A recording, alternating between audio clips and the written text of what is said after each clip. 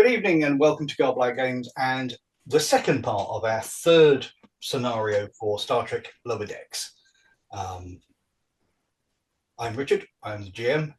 Let's introduce the cast. Janet.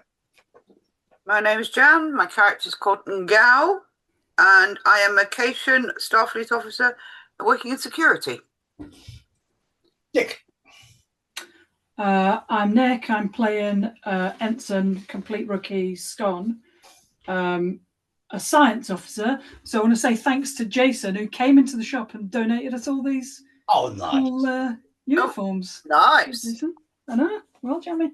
So yeah, I poached hoping this is the science one because I don't know it that well. Is that blue? Yeah. Yeah. It is blue, yeah. Yep. Yeah. I'm colourblind, Yeah. I can tell. Nice. Right. I think it was the light. I was just checking it wasn't like white or something. No, it's blue. Yeah, it's blue. Rupert's is slightly more confusing for me because it's one of the more recent DS9 and onwards uniforms, but I think that's that looks like blue. No, it's blue. Unfortunately, that's cool, the only fabric I had when I made this was blue. To be fair, you create the uniform for this character, so you know. Oh, Rupert. I'm Rupert. I'm playing Ensign Tanan, who's a Bajoran engineering officer, and I am wearing turquoise instead of gold. But there you go. And Roger. Hi, I'm Roger, and I'm playing Ensign Danny Thatcher, who is the ultra noob Apagosian medical officer, who also has his Apagosian dragon dog Tucker, who is the real hero of the story. He's the main character. Yeah. An NPC. Okay, no problem. So last time, the group had headed, or the ship had headed to a subspace array, which, due to a cultural misunderstanding / mathematical failure, hadn't been maintained for far too long.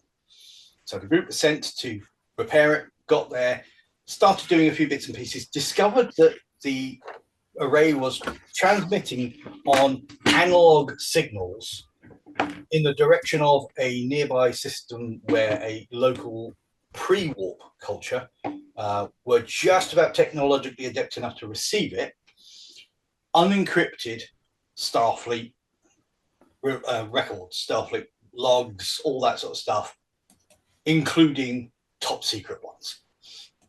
So following that, the group and the ship have headed separately to the Shawani system, which is the relevant ship system, to try to see what can be done.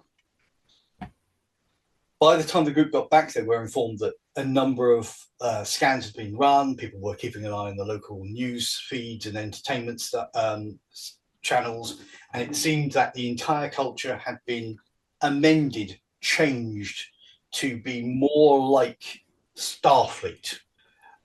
These people enjoy listening to the logs, watching TV programs or movies based on the logs. Some of them with a large amount of how to put it. What's the word I'm looking for, Jan? Liabilities, liberties taken with the storyline to make it more entertaining. God, I hate words. Words are hard. And literally, their culture had become virtually a planet of cosplayers. Starfleet cosplay. This is a cosplay convention planet of Starfleet now. And the captain sent the first officer the task to put together an away team to go down to the planet, find the library computer, named after the old Starfleet computer system of early Starfleet, and wipe the information that they'd received off their computer, only to be recognized by the locals who had been watching records of the El Cajon and its crew, amongst others. So they were mobbed by adoring fans before they beamed out.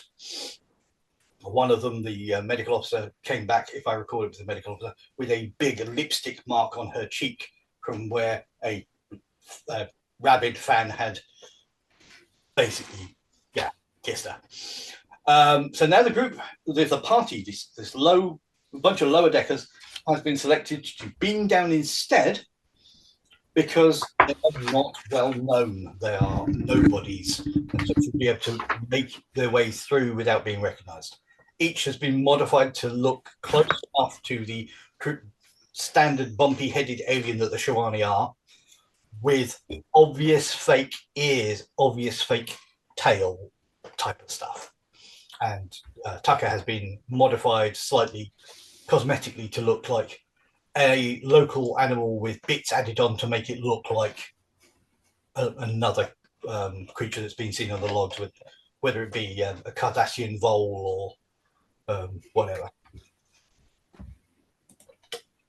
So you've had your cosmetic surgery, you're taken to the transporter room, and the first officer is reiterating, okay, so when you go down there, you are he says, trying to find the thing,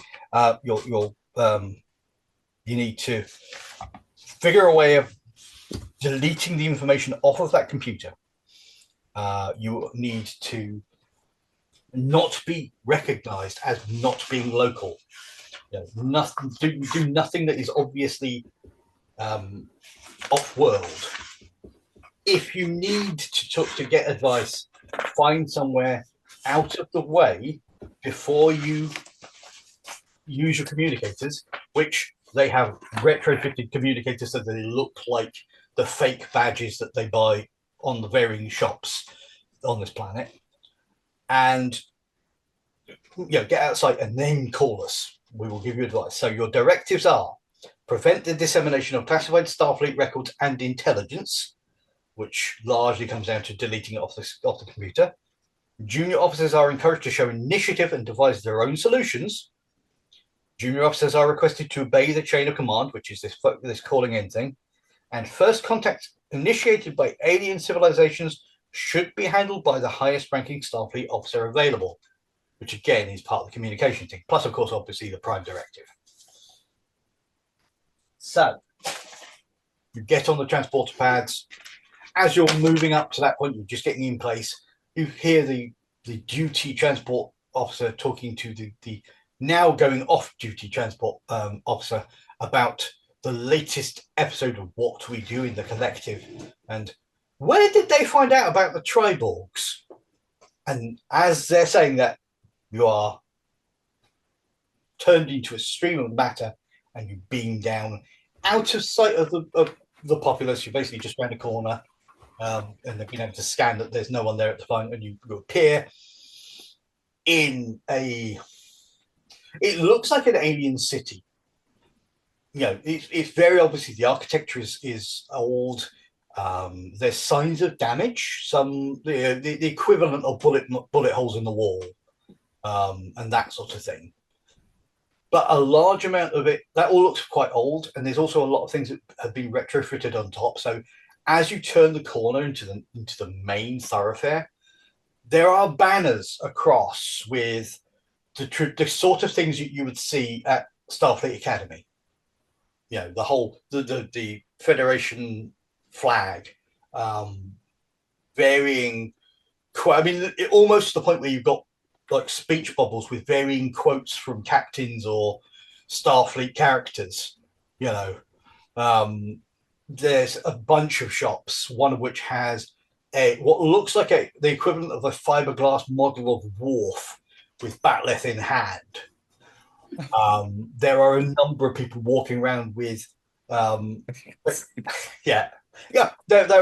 that kind of thing. The mugs that have all the stuff on them, and people wandering around with fake Ferengi ears and sort of masks set up and like teeth sort of glued into their mouths. The whole thing. There are people wandering around. There's a bunch of Borg. Well, yeah, you see more convincing, but a bunch of people wandering around in leather and latex and pipes and bits glued to their forehead with like silver and grills and all that sort of stuff. The whole works. Rupert, you see a bunch of people go past with very aggressive nose ridges, almost as aggressive as the fake ones you've been given, but their earrings are on the wrong side. The whole work. So literally, people are wandering around the shops selling mugs, posters, masks, fake phasers, fake communicators, fake tricorders. There's all manner of stuff. In fact, you do see there's one stall has a bunch. They just basically just sell posters, and these posters are slightly artistically rendered versions of people's faces from their logs. And amongst other people, you're seeing Jean-Luc Picard, Captain Sisko, you're seeing Worf, you're seeing Dr. Tallis, the doctor from the Intrepid who you were dealing with during the Borg episode. The whole works. Don't remember the Borg episode. No, it was the communications episode with the that alien contagion they had to deal with. Yeah. So that's what you're seeing. So what you doing?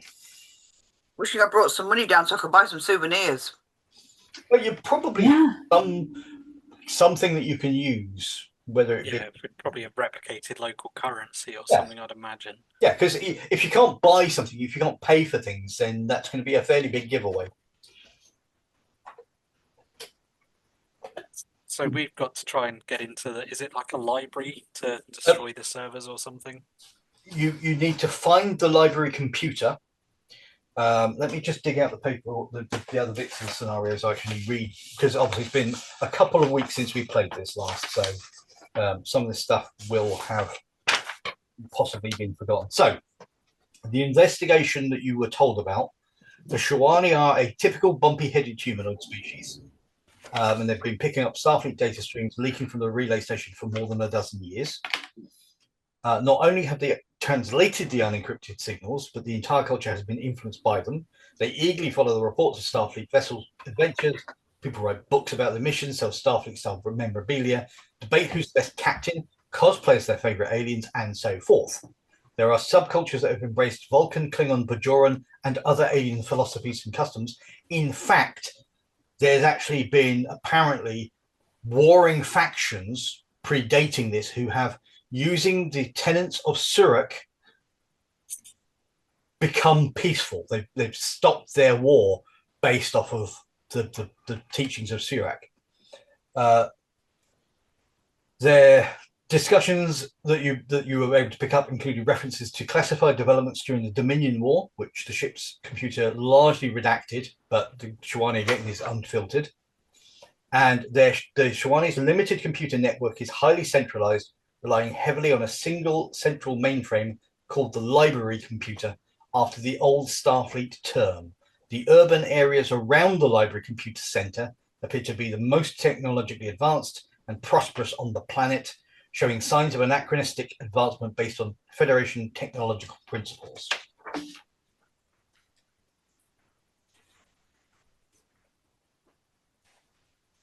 Okay, so I guess we could try and look for like a tourist information place, because that might give us like a map or something, and then we could try and find the library from there, and at least then we're in the right building. Let's start with an insight security roll, because obviously you might be able to, let's see what you can see with your own eyes. See if there's anything. Insight and security. Mm-hmm. As always, if you have a different thought process as to what you should be rolling, bid me. Wait, am I on the planet? I got a 16 and a 19, so I see nothing. How are we doing for momentum and threat to start off with, 6v6. Richard? 6v6? Yeah. All right, cool. All right. I will put it in the chat again. And you currently have the traits enthusiastic accident, shuttle at carrier races, and successful completed Terran Universe transporter training. All right. They are your permanent traits that you currently have.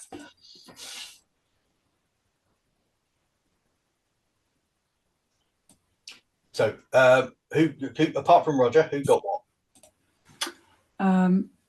Okay. What did you say it was? It was insight and security.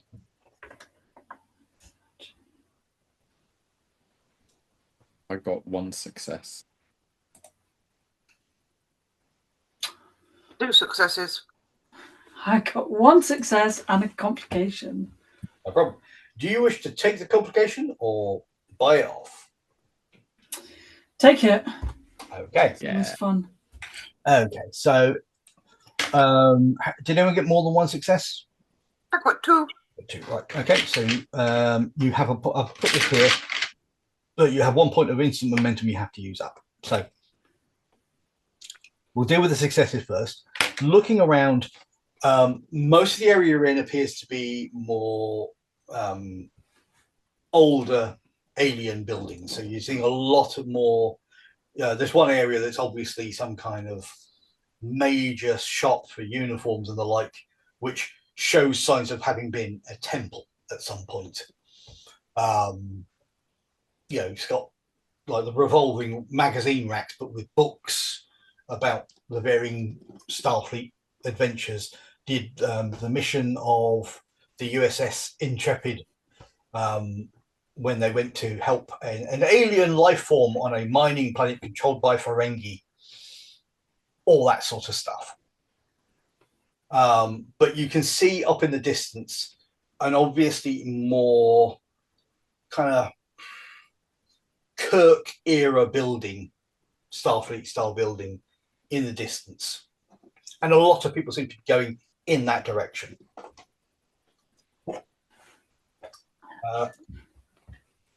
Complication. Roger, did you fail that roll as well? I did fail. So we have 1 extra momentum because I have the backup plans thing.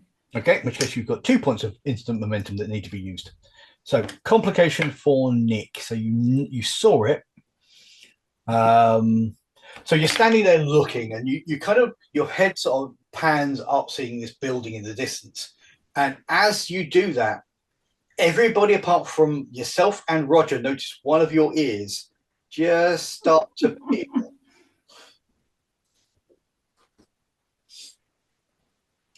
So I don't notice that at all. No. So you basically you got a temporary complication of costume failing. All right. At least it's just a bit of ear showing. Yeah. Yeah. Could be worse.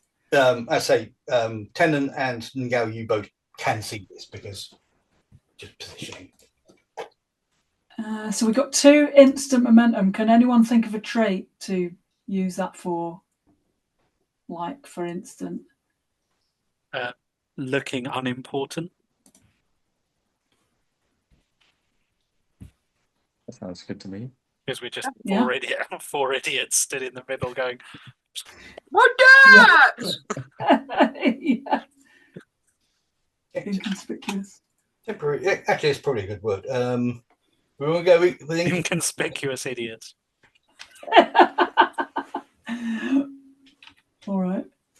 Inconspicuous idiots. And what was our accidental trait? Enthusiastic accident is what it was called. Enthusiastic accident. Okay.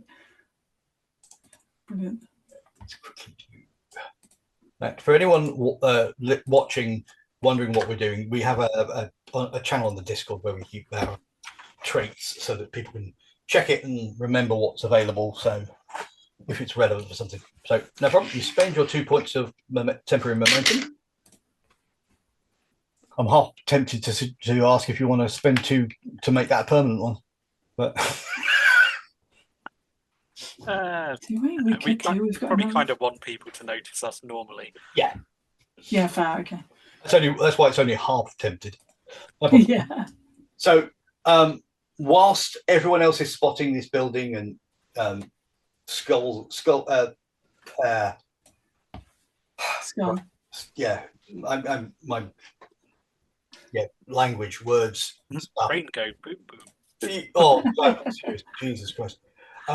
Whilst everyone else is noticing that, Roger, you looking around and then you suddenly realize that Tucker is racing away from the group at what looks like a similar framed creature, but more vole than dragon, with bits added on to make it look like a Targ, a Klingon Targ.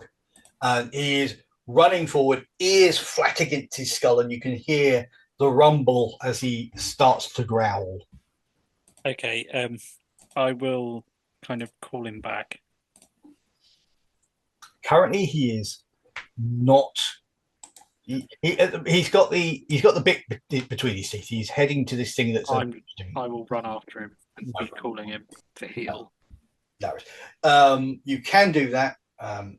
It's just going to take you out of the group briefly. Hence, you haven't spotted that. Oh yeah, it's fine. To be honest, if the dog's running, I didn't see anything. What's my dog doing? Get back here! Yeah.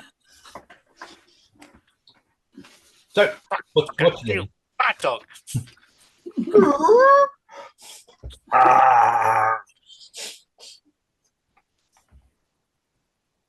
There's a couple of people sort of skirting around you.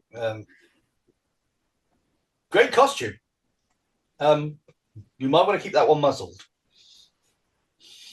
Yeah, he's being a bad dog.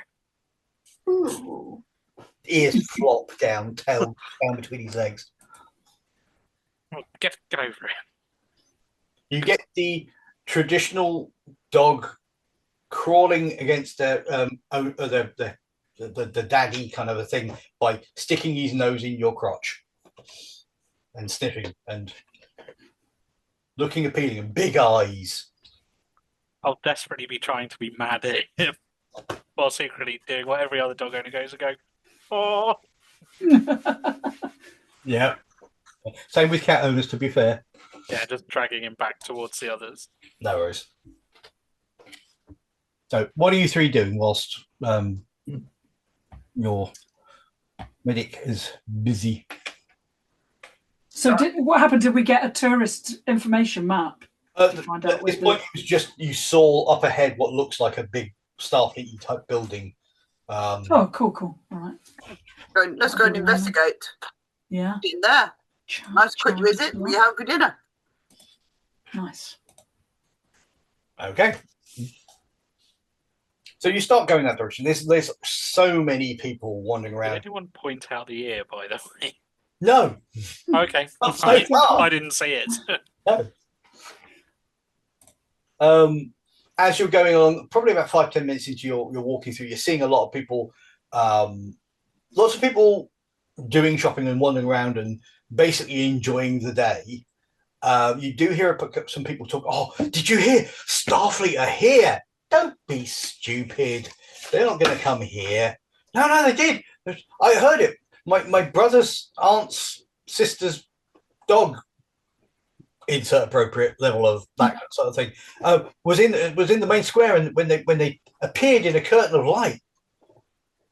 No, it's true. They're going to come and they're going to make us part of their federation, and we'll have spaceships as well. As you go past them, it's at this point that you notice that Tucker has got something in his mouth. What have you got there, Tucker? Kind of kneel down. Oh, give. Give on, give. And he spits Scon's ear into your hand. Good boy. Look at it. It's gone. Look at it. Look at it's gone. Hey, baby. Oh my God, it's gone. I'll try and wipe off the drool, the steaming drool, and see if I can stick it back on. Backwards now. Have I got like a little medical pack or something? Yeah, you could easily have it. Okay, can I spray a bit of like anti Let's see fire breath thing from the dog? Yeah. And then a bit of kind of medical adhesive, and then Mm-hmm.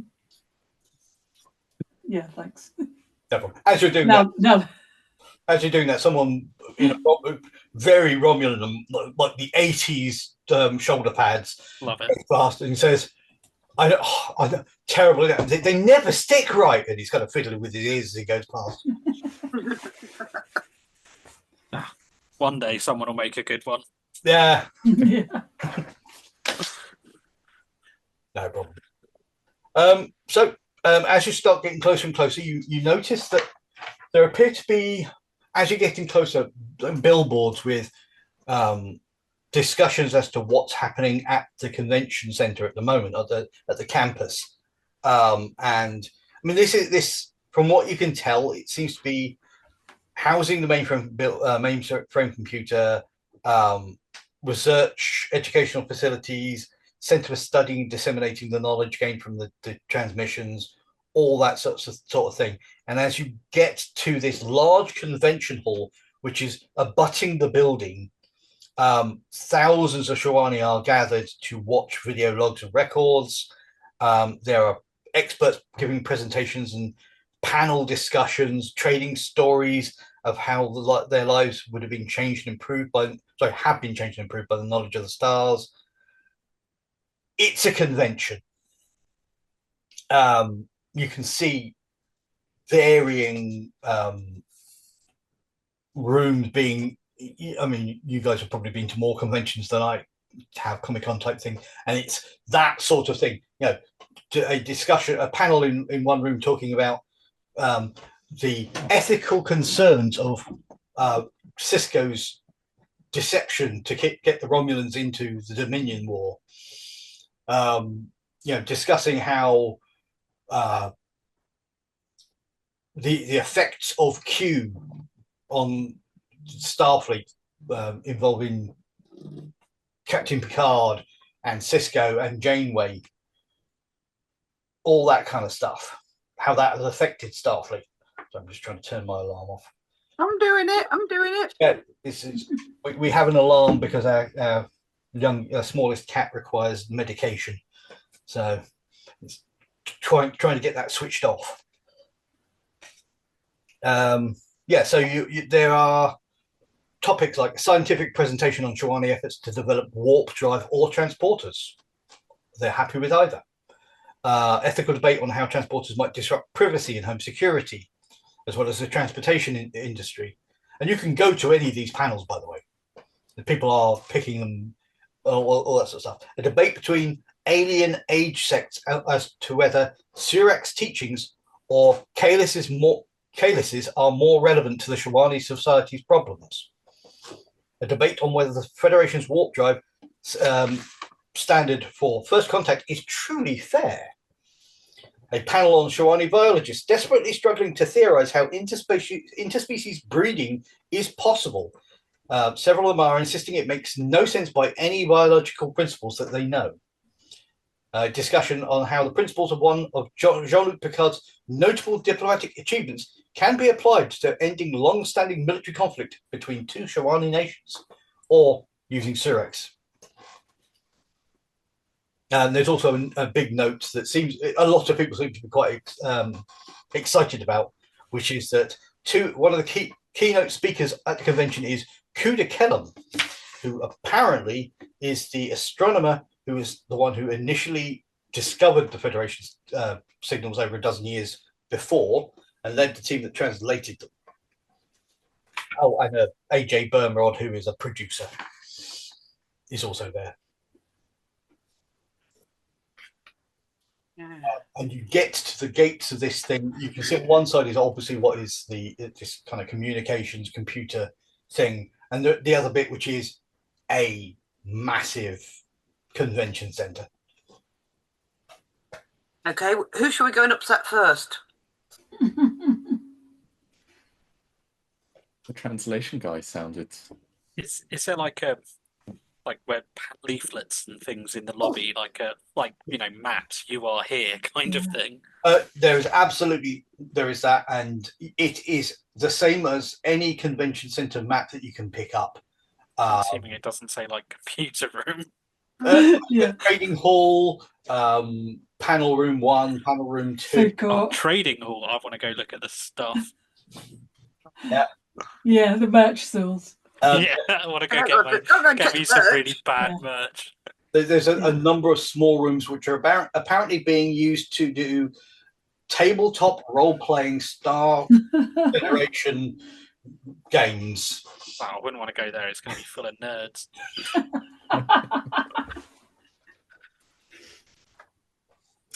Yeah, I'm going to start wandering towards the merch hall. Yeah, I'll follow you. If we pass the food court, I want to see what kind of weird food is in there as well. No problem. There will be as you're approaching the hall. There are probably the equivalent of burger and hot dog, stalls and Yeah, that sort of stuff. all right. What, you mean they haven't got a replicator? No, they haven't figured that, but not yet. No. What, Richard? What's their actual level of technology like here?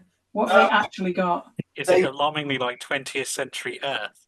Yes. Have they got phones? Star Trek. Phone each other. It's They're 20th, taking photos on a phone. late 20th, moving towards 21st.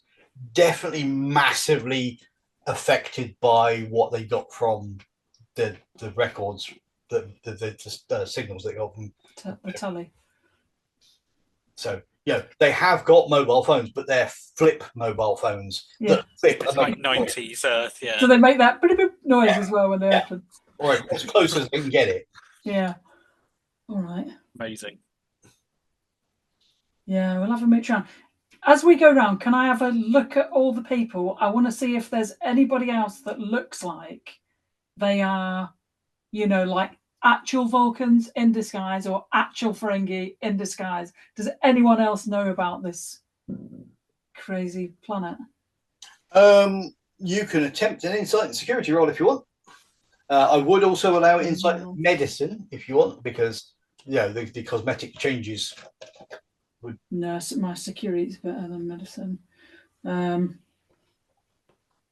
don't really have a focus other than, I don't know, diplomacy or logic or composure.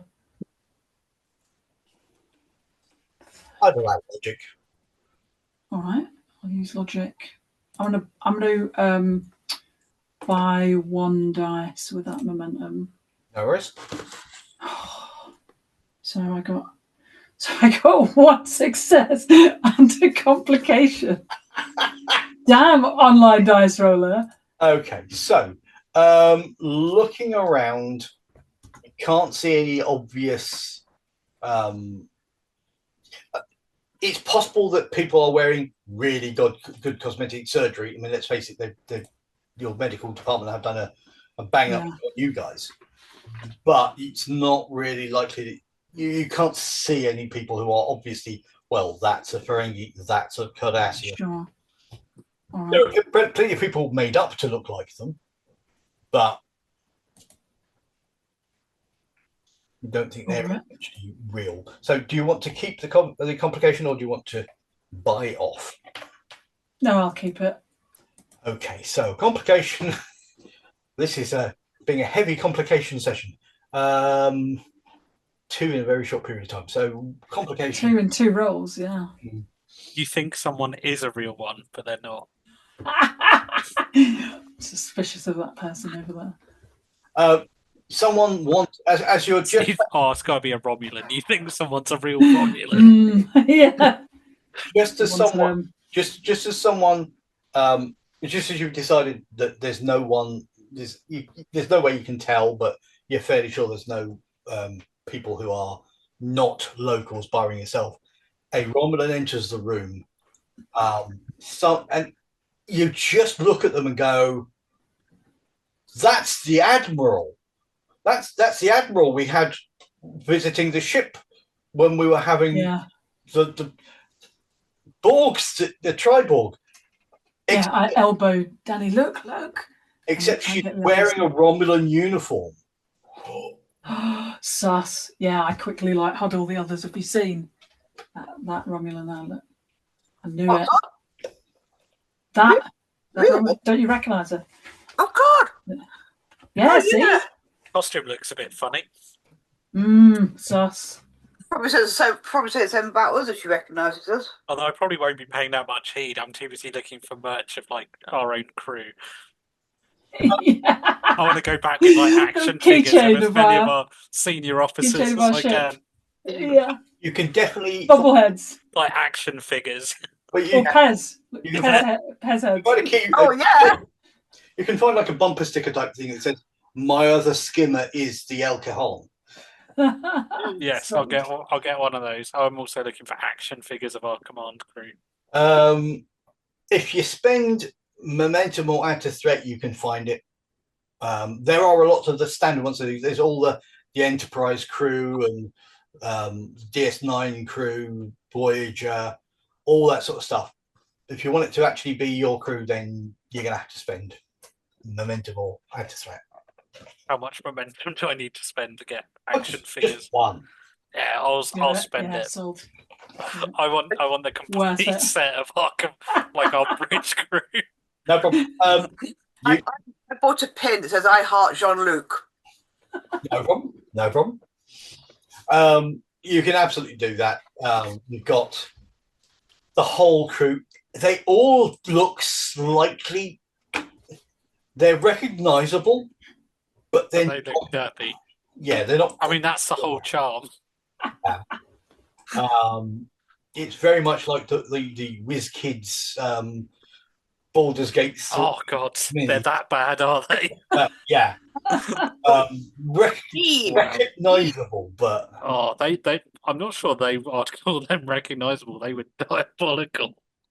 to be fair, all the Whiz Kids miniatures, to my knowledge, have been that bad. It's just that they were doing the Baldur's Gate 3, so all the They were shocking. yeah. But no problem. You can pick up all those. They're probably slightly better than the Whiz Kids minis, to be fair. And they're bigger. But they're all in slightly odd poses. They're just kind of not. There's something not. Perfect. No, that's great. That's what I'm after. No worries. And you can find Worf's sort of sash bandolier thing that he wears, and Klingon Cornish pasty forehead pieces.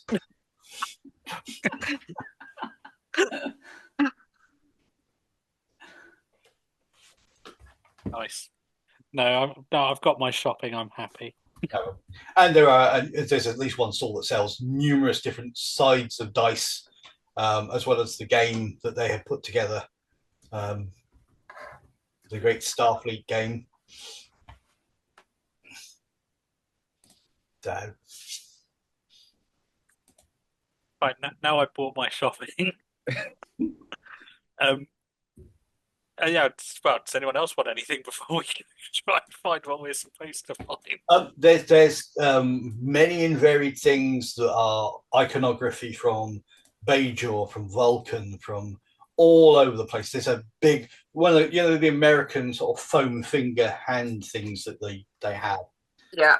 Starfleet Forever, and You mean they haven't got one near the Vulcan salute?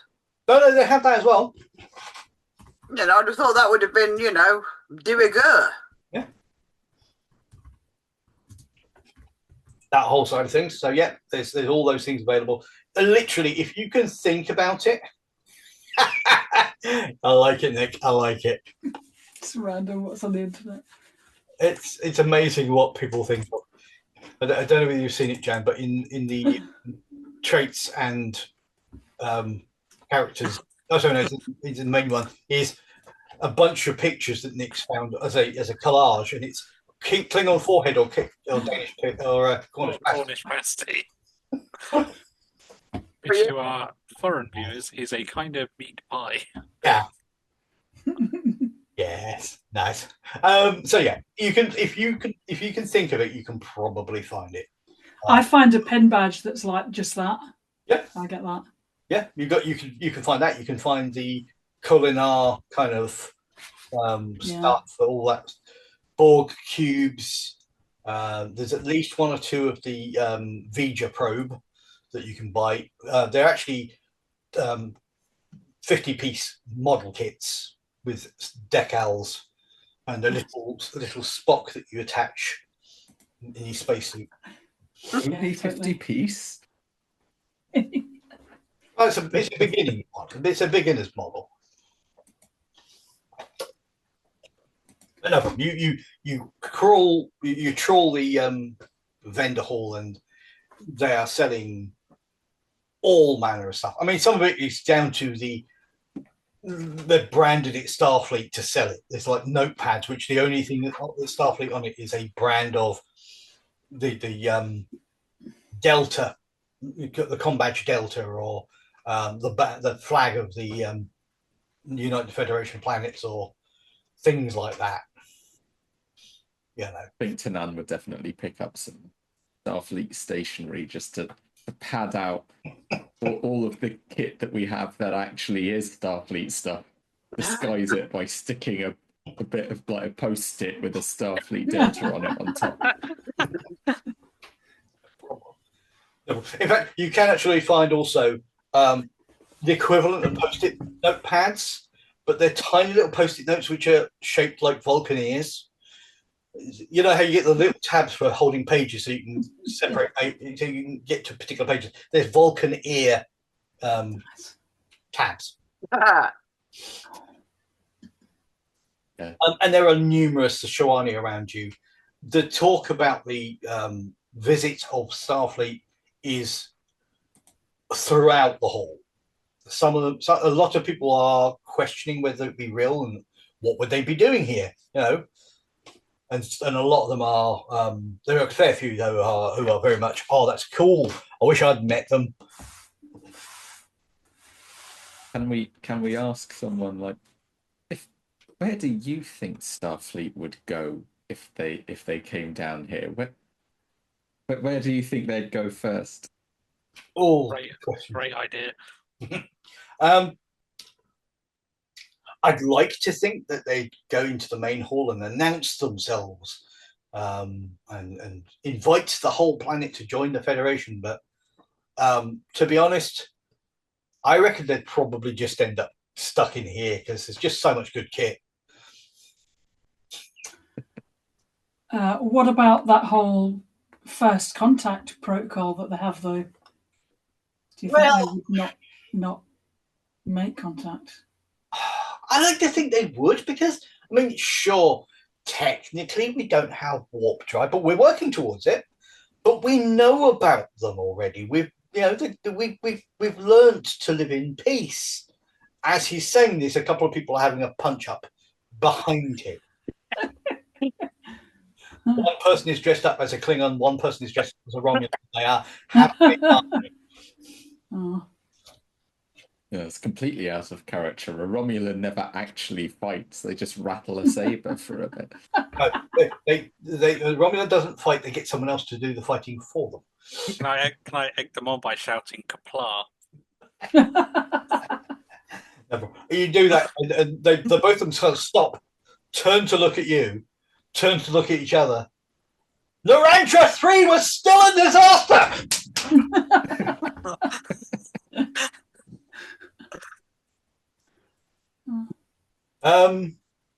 The person you're speaking to is kind of gives you a look of, really? And then gets distracted as Tucker is kind of sort of like front paws just about almost sort of side by side with his back paws, tail wrapped around, and he's kind of looking up, big black eyes, and the smoking of the carpet is only slightly taking away from the cuteness. And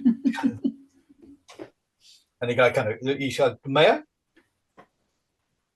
Be my guest. And he starts giving him buses, and there's a certain amount of slobber involved.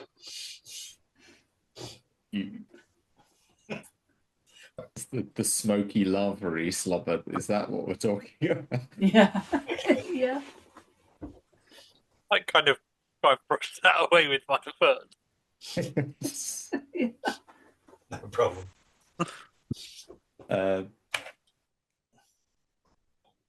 So should we try and find the library computer? I guess. Yeah, I think we need to. Yeah, I think we Yeah. do. Do we Well, have we've established tricorders? it's not in here, so that that was why we came in. It was essential. We did have Oh to wait, check. are there any models of the library computer? Yeah. I Is like. there a model of the planet with the arrow?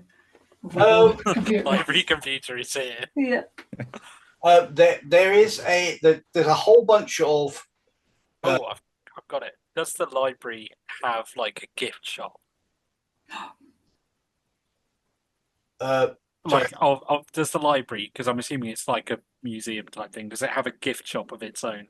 It is not a gift. It's not a library. It is just the library computer, which is the equivalent of All right. your. Does the building we're in have a gift shop of its own?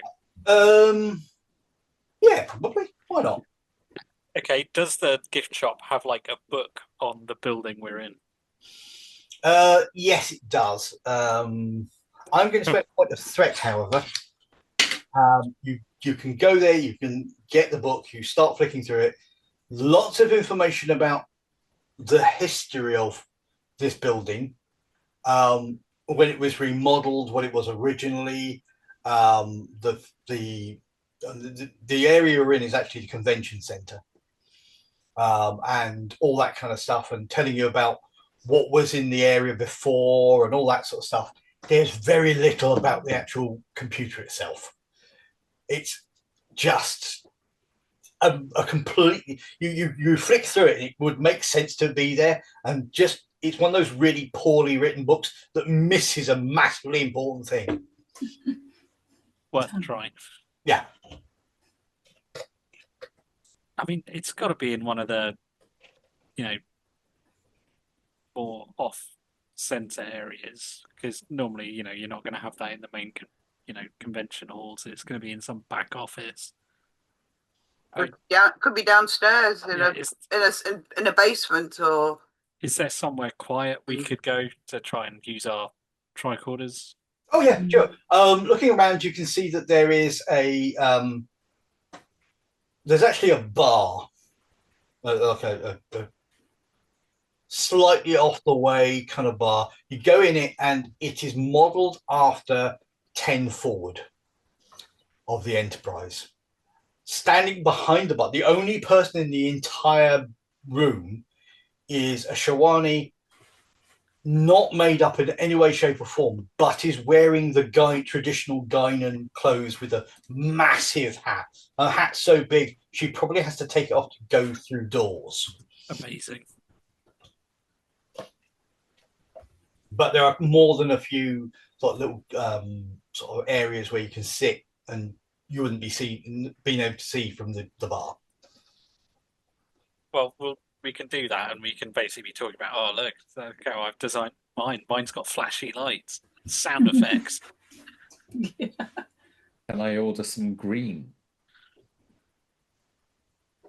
at the bar? When you say green, what do you mean? There was a bit of a joke. There's a specific reference about it's like they have green drinks, and I don't know what it is apart from that it is green. Oh, right. Okay. Yeah, I remember the one actually. Yeah. Sure. Yeah. We got green. And she starts bringing up a few green drinks. This one is based off of Kofta. This one's based off of Skiwi. This one's more of a Ridis, but they're all green. Any preference? What would you recommend? She pushes forward the second one.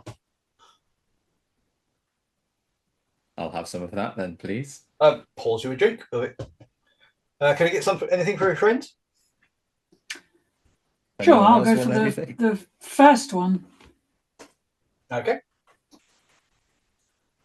I prefer Anyone else? blue. It's on me, by which I mean. So anyone who wants drinks has them poured out. There's a couple of bowls of what looks like raisins covered in salt. It's that kind of look. And other similar kind of snacks, bar snacks, basically.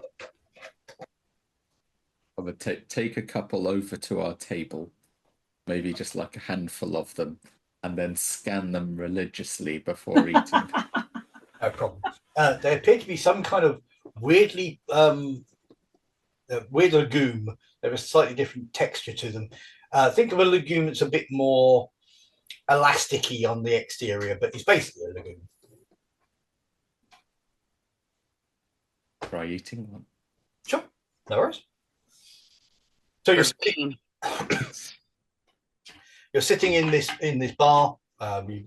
There's plenty of noise outside. In fact, at the moment, you're hearing something that sounds like a musical band from people who have only heard of brass bands trying to play one of the Starfleet themes.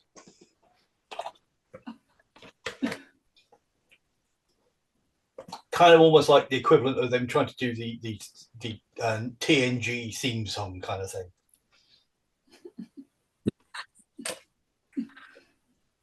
Are the tricorders coming up with anything useful as we're having a faint discussion about, look, mine's got flashy lights? Give me I'm going to say this is either insight or reason, and it will be science, I would say. I'll Okay. assist you if I can. Can I assist with the readings and stuff? Sure. So what do you how do you think that would be? Would that be you just looking over your shoulder and Or scanning I think as if well, we- perhaps we could be comparing our Yeah, tricorder. compare notes. Yeah. All right. Well, I gave mine a blue flashy button here. Yeah, Yeah. mine's got a green one. Look at this. Scout Tenon? Yeah, I'll. Can two of us assist? Yeah. Yeah. I'll be assisting by trying desperately as the engineer not to point out that the tricorders are in fact identical. Jan? I'm going to keep an eye on the room, keep it a scan, make sure that if anybody comes in, that we start being really stupid about our subject, so that to dissuade others from coming over to join in our discussion of the relative merits of the tricorders that we've got. Sure. No worries. After all, we all get too involved, and somebody we don't know wanders over and starts peering over his shoulder. We don't know what hell could get let loose. I'm also going to spend a point of momentum to get extra die. No worries. So you get bonus dice because you're using the tricorder, because that's what I've been doing since the start of doing the lower decks. I can't remember whether that's right or not, but it's what I'm doing. So I get 4, is that right? Yeah. Okay, cool.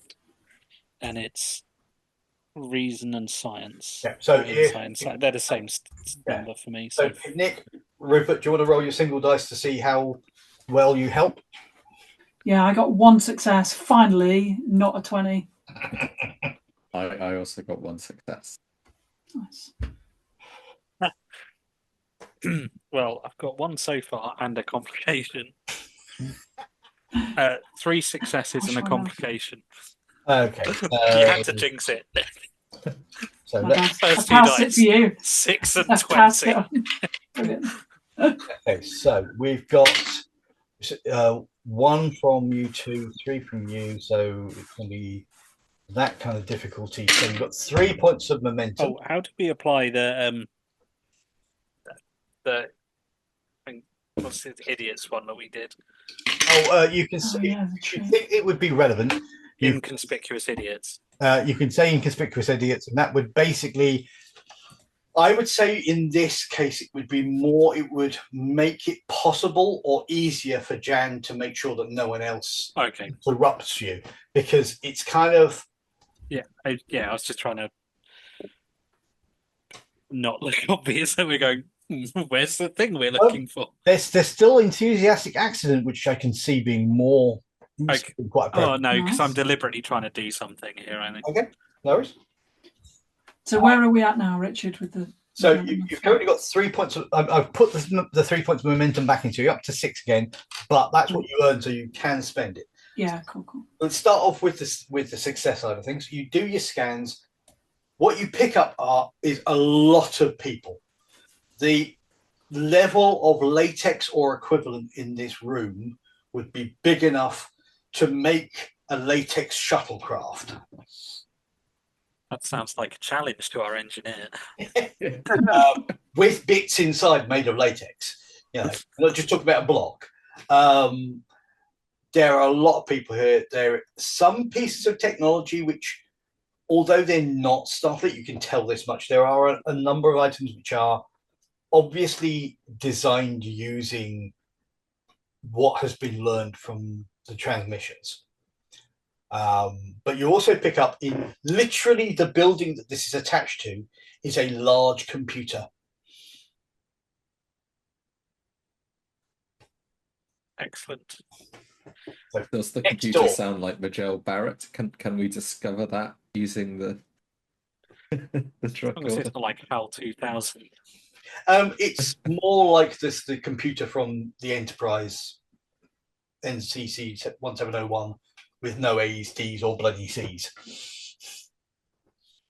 To quote Scotty.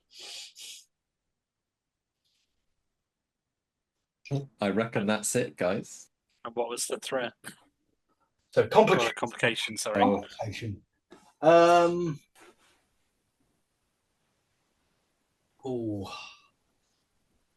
I'm going to do what is allowed. What a ref is allowed to do in this kind of situation is I'm going to take 2 points of threat. I've decided I'm going to use that as threat just because I can't think of anything off the top of my head, and it gives me something to play with later. Fair enough. I need it. And I'm just going to briefly pause. We're going to go for a brief pause because I need a bio break. So back in a moment. And we're back. Apologies for that. Now, I have actually realized something I was thinking about for using the complication force. I'm going to put these 2 points back. As you are looking around, you're doing your bits, you're scanning, all that sort of stuff. You're just finishing. You've got enough time to put your tricorders away as there is a sudden noise and a couple of people pop their heads and go, quick, to the main room. AJ Bomerod and Kuda Kellum, they're on the stage. They're going to be doing their talk. And they're not quite dragging you that way, but it is definitely a... And we're going to look a bit. Oh my god, this is amazing. Yeah. Yeah. Wow, let's go. He's Can't one of my possibly miss favourite this. AJs. Yeah. So, are you going to follow or are you going to ignore? Follow, but then I think alright. when we get to the room, hang back a bit so we're towards the outskirts of the throng. Yeah. Because if everybody's concentrating on them, it might be a good opportunity for us to slip away. Yeah. Sneak away. But if we stay in the bar now, we're going to look like a bunch of weirdos. Yeah, More than we normally do. So you head in that direction, you follow the throng. As you say, it would look a bit suspicious if you didn't. And as you get there, it's the largest room in this convention center. In the center, there is a stage, and there are a bunch of people. That's it. Dressed in an admiral's garb, with an obvious look of Admiral Kirk from the first few movies of the movie era, and with a woman wearing basically almost just standard scientist garb, and another guy wearing probably the worst cosplay uniform you've ever seen. This is the cheapest thing that you could get, and it doesn't really even look like it's clearly meant to be Starfleet, but it's kind of an amalgam of various different versions of the uniform, and it just looks cheap. And he looks thoroughly disinterested. And as you're coming through, the last of it's just starting, and this one guy starts a speech, basically, welcome to this talk. We're honoured to have Kuda Kellum and AJ Bomerod. Kuda Kellum, of course, is the scientist who found the signals and decrypted them so that we're able to enjoy and gain all the benefits of the Federation's transmissions. And AJ Bomerod, of course, is the producer who provided all of these amazing stories in a more easily watched format. So more of an episodic, almost fictionalized version. So kudos to both of those. Absolutely wonderful. And he starts going into talking to those two individuals about what, how the whole thing came about, what their favorite storylines are, all those sorts of things. Can I have a insight? And again, unfortunately, insight and security is the most appropriate one at this point for spotting things. It's one of the minor issues when you have a game that's a limited number of skills and stats, effectively, that are very stylized. It's the same with things like leverage and things like that. There isn't a spot skill or a search skill. I got 2 successes. Nice. 2 from me as well. Rolling well today, touch wood. I got 2 as well. Oh, Roger, how many? You going to make a full house? I got 1. And a complication. Oh. Next past it again. It's the exact same Because- roll. I got a 6 and a 20. Oh I my was God. about to say any complications. Right, okay. So, you've got 3 points of instant momentum that you have to use or lose, but you all spot there appears to be a group moving toward the stage who are not dressed in Starfleet or fed any kind of Klingon or any kind of costume like that. They appear to be wearing a costume, a clothing style that you've never seen before. And you're kind of thinking this is probably what their native clothing was prior to the transmissions. And there's a few people muttering at them as they go past. But as this conversation is being had on stage, this isn't being necessarily noticed as much. And one of them, whilst this is all going on, one of these guys steps up, manages to get in close enough to be heard on the microphone, and starts making a speech at everybody, saying that you claim to honor the Federation, but you're betraying its values by your complicity in flagrantly ongoing violation of the Prime Directive. It's all the alien data in the library computer should be erased and the computer itself dismantled. Just knowing about the Federation contaminates us. The only way we can live by the Federation's teaching is to forget we ever heard them. And there's a lot of booing and hissing and go off, get off the stage. We've heard your He's got a fair point there, hasn't he? He's technically correct, the best kind of Yeah. correct. Yeah. Technically. So Spread a rumour. Spread murmurs. So before we move on to the next bit, I say you've got 3 points of instant momentum. What's the complication going to be? Do you want to use, seeing as we've got to spend these 3, do you want to use 2 of them to get rid of the complication? Yeah. Where's the fun in that? And I just Okay. kind of scream, "Woo, Federation!" I'm a step away from Danny. Like, I'm not Yeah. him, really. Yeah, we edge away a little bit. Got a bit caught up in it all. Okay. So make a note for me, Roger, that suspected primer. Suspected primer. That will hopefully become a bit more obvious as we move forward. As I say, you've still got the 3 points of momentum. So use them or lose them. Can we see the entrance we came in? Is that the only entrance to this room, or are there others? There are several. There's an obvious entrance, which is where, which is a bit more blocked off, which is obviously where the celebs and officials and people who work here come through. And then you've got 2 or 3 entrances from other areas of the convention centre. And Is the one near to us that we could probably use to depart without too many people noticing? prior to your compatriot whooping, cheering, and generally shouting, "Yeah, right! Stick that in your pipe and smoke it," kind of thing. Yes.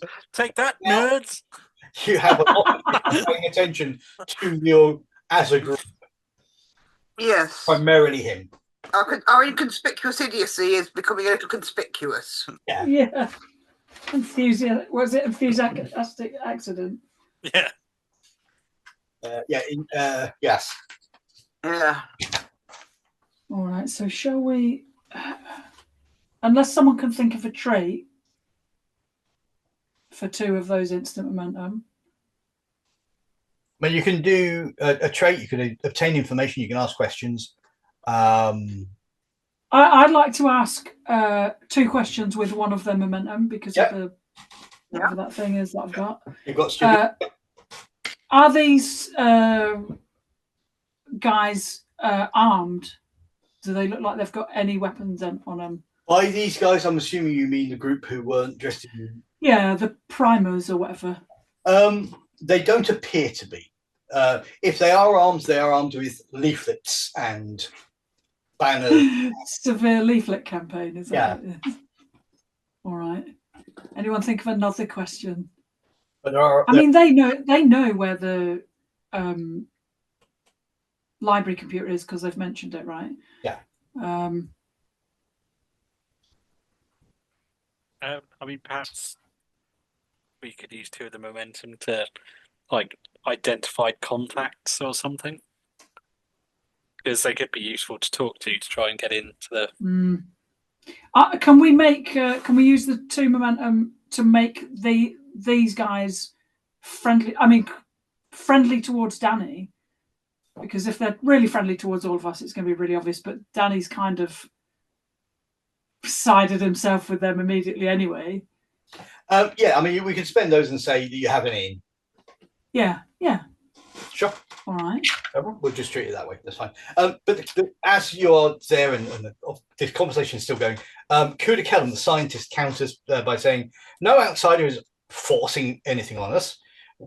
We've made our own independent choice to use this knowledge to our own benefit on our terms, and it's the prime directive to me is honoring every culture's freedom to make their own decisions. And having access to this outside information isn't automatically bad, as long as we can maintain control over what we choose to do with that information. Would you rather go back to the way we were before? The wars, the poverty, the disease, the compulsory dance marathons, the discrimination against the tone deaf and people without unibrows.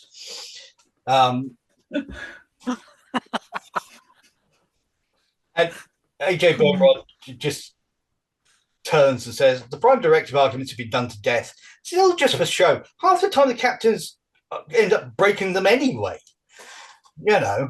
So, and there's a lot of booing going on at this point. So, do we see any? Is there any security guys? There marshals that come and march these guys out or anything? As this is going on, the guy who's in the uniform in the admiral's uniform does kind of make a gesture and sort of say something off the mic, but he's got a personal communicator on him, and 3 or 4 people dressed as Bajoran provisional government security officers come out, different seasons of uniform. And Tanan can't resist just going, "Hey!"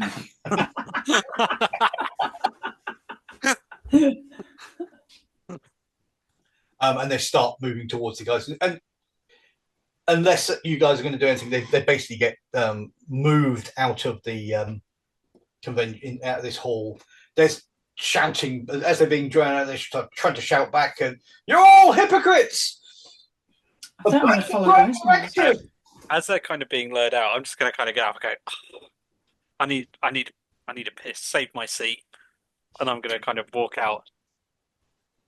Sure, no worries. Right. And I'm going to see if I can. I'm going to head towards. I'm going to stay away then behind Danny, so we don't get him in trouble. But I don't want him to disappear, so I'm going to follow him out, but stay at a bit of a distance. Okay, no worries. How about the other 2 of you? Are there any more of those people dressed as Bajoran security officers around? Or have they all gone? The security officers have moved out this bunch of primers, but there are others dressed as Bajorans amongst. There's a fair few. There's a whole contingent dressed as Cardassians. In fact, there's at least 20 of God, what's his name? Gul Dukat. All arguing as over who's in charge.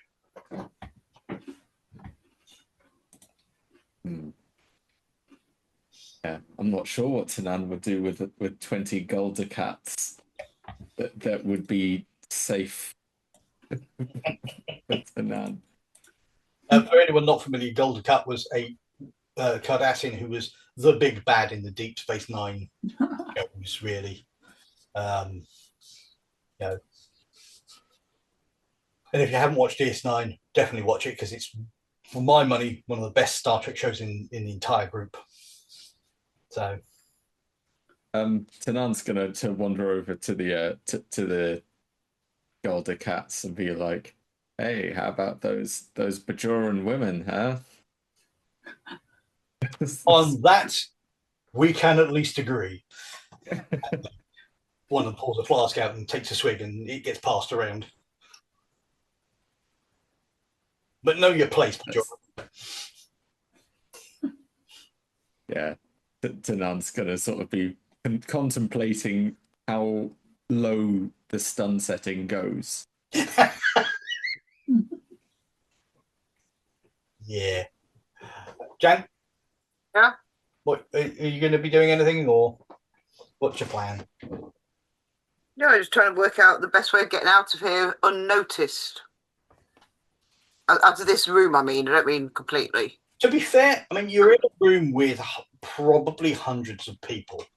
I didn't say it when Roger was saying his thing, but I don't actually. The way I kind of envisage it is mostly there are no seats. You're all kind of stood in a watching. So there's a whole bunch of people just stood around. Oh, it would have been saved my place then rather than my seat. But... We didn't have the wristband package for seats. It wasn't important enough. Just the VIP area. Yeah. I'm going to start heading out because we need to go and find this computer. Sure. No problem. Exit the main hall. No worries. So you're kind of everyone apart from Tennant sort of exits the hall. It sounds to me like it's Danny, followed by Scon, followed by Ngao. And Yeah. Tennant may well look up and realise he's on his own and kind of, I'm guessing, scamper after the rest of them. Yeah, he's going to pour the whatever it was that he was handed by the Gul Dukat guy on a Gul Dukat, and then Bogus! That's just wrong. Waste of good booze. And one of the Gul Dukats turns to the guy who said Bogus and says, "You're not. Doctor Talos is female anyway. She is the doctor on the Intrepid. She's not a Cardassian or a dude. Doesn't matter. It's about the attitude, dude. Bogus." And they start having a conversation, an argument as you head out. So, Roger, you get out the hall. It's not very difficult. You're ahead of the rest of your group. That's not a problem.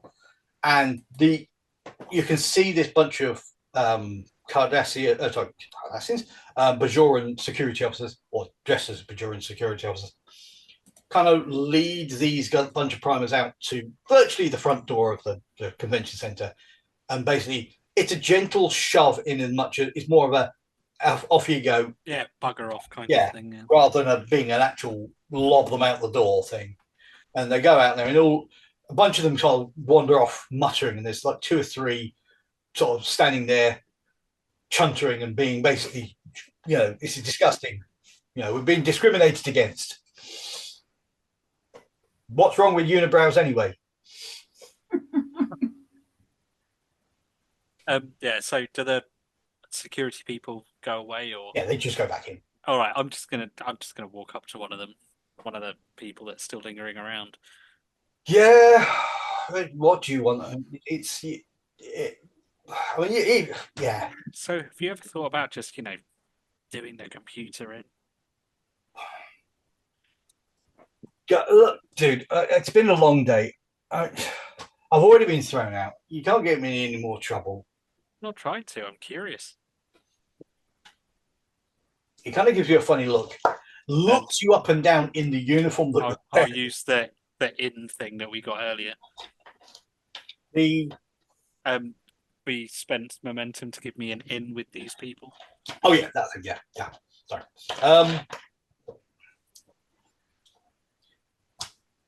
We have contemplated it. The problem we have is that it's guarded. There are actually guards keeping an eye on the thing.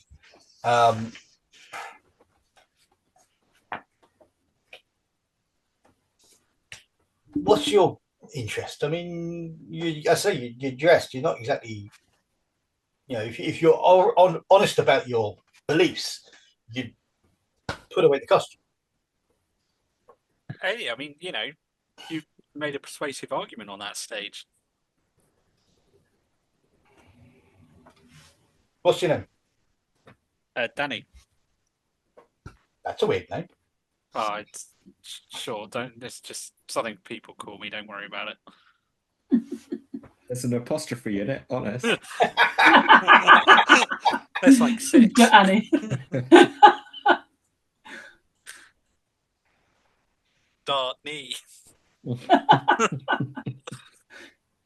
Yeah, I mean, we could look at getting access to the library. It's there, but there are guards keeping an eye on it, and it's. I mean, there's got to be a way to get to it somehow. I mean, if we're using it to get all this information and store it, people need to go in there to use it, right? Mm-hmm. Yeah. Well, if you want to go in, I mean, they have guards. They have the restaurant wolf moles. What?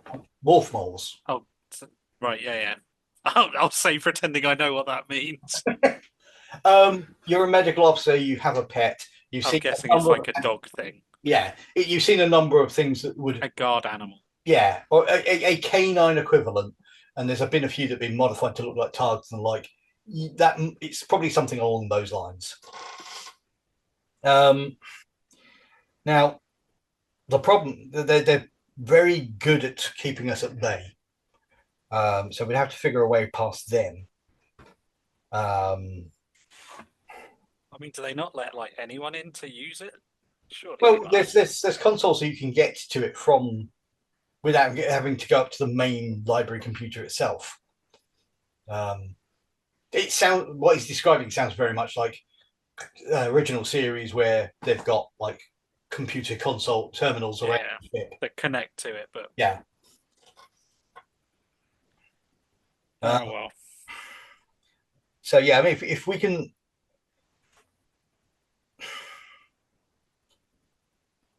Do you actually want? Are you honest about wanting to? Yeah, I want to know more. I mean, this. No one's really spoken about this to me before. If you're honest about this, how about you show it by helping us do it? What's your plan? Right. We need a couple more people. I'll see if I can get some more of the guys involved. About this time, Scarn, you're not massively far away. At this point, I'm going to presume that you basically stopped just out of sight and you're listening in. Yeah, just behind a pillar. And Gao is really inconspicuously leaning around. Yeah. And Gao, you're probably just about coming up behind Scarn, and Kenan, you're not massively far behind. The conversation hasn't gone massively long, but it's long enough for you to kind of caught up. Yeah, so we need to get in. We need to avoid the wolf moles, especially the capture slime that they have. That's like a computer virus or something. We need to get past the wolf moles to get to it. No, I meant if the consoles connect to it, couldn't you put like a virus in there and Nah, spread it? they're limited. And they basically, you can get information out one way, but you can't put anything the other way. It's like having the app. Sometimes you have to go on the actual computer. The app Yeah. doesn't let you do so. Yeah. As soon as they say they need a few more people, I'll be like, yeah, I'm in. They immediately We've react. got a few more people. Who the hell are these? I thought you were trying it on. Oh no. No, I'm with him. I kind of go. I agree. Yes, awesome. We're in. Delete all the information off the computer. Prime directive. You bang on. You're right. They also Let's do like it. we all liked your argument. There's Yeah. bound to be others. Okay. It's true. That's not what the prime. And I will basically like quote the prime directive to them, which I'm not going to do because I wouldn't. I don't know, but my character sure would because he's a nerd. Parrot it as well. Yeah, literally read the bit about Yeah. you shouldn't interfere with other cultures, blah blah blah. I actually saw a All the T-shirt. way back to General Order 1. I saw a T-shirt saying, "I would talk to you, but the Prime Directive precludes me from interfering with lesser developed features." I want that T-shirt so bad. So yeah, okay. Tell you what, we know of a abandoned maintenance tunnel that leads directly under this complex. We'll need to get past a heavy sealed door at one end, but we don't. Is that connected to like security computers or anything like that? Not that we know of. Not that we know of. We've got to figure out. We'll go and have a look and see what we've got because without explosives, we can't see an easy way to get past the door. But we've been working on a few things, so we'll bring those along. But are we about to be accidentally terrorists? Tell you what, we'll meet you here after nightfall. And he points to a particular part of there's like an area with some bushes. Sounds good. Okay. Sorry, I'm looking for it. I've got so many bits of paper. I'm Londar.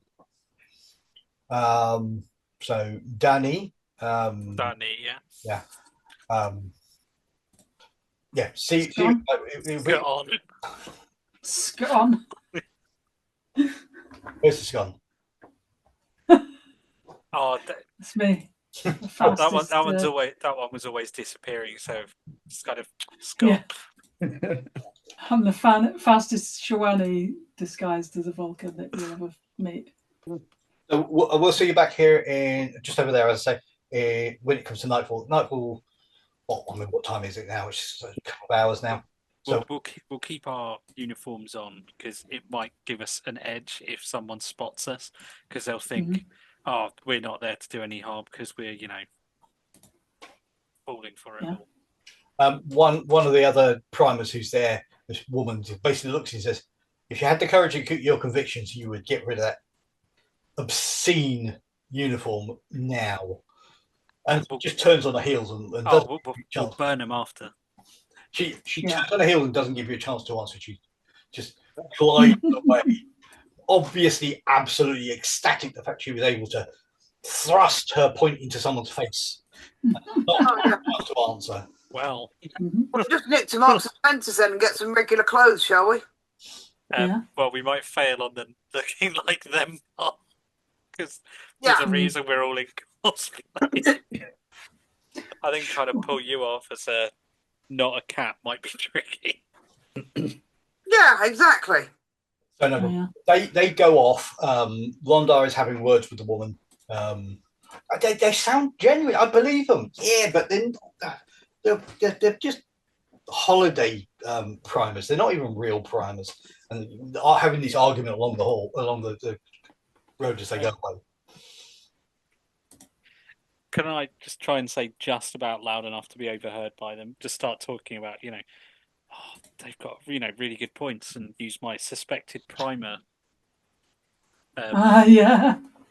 Temporary truth, whatever it is, to kind of convince them subtly.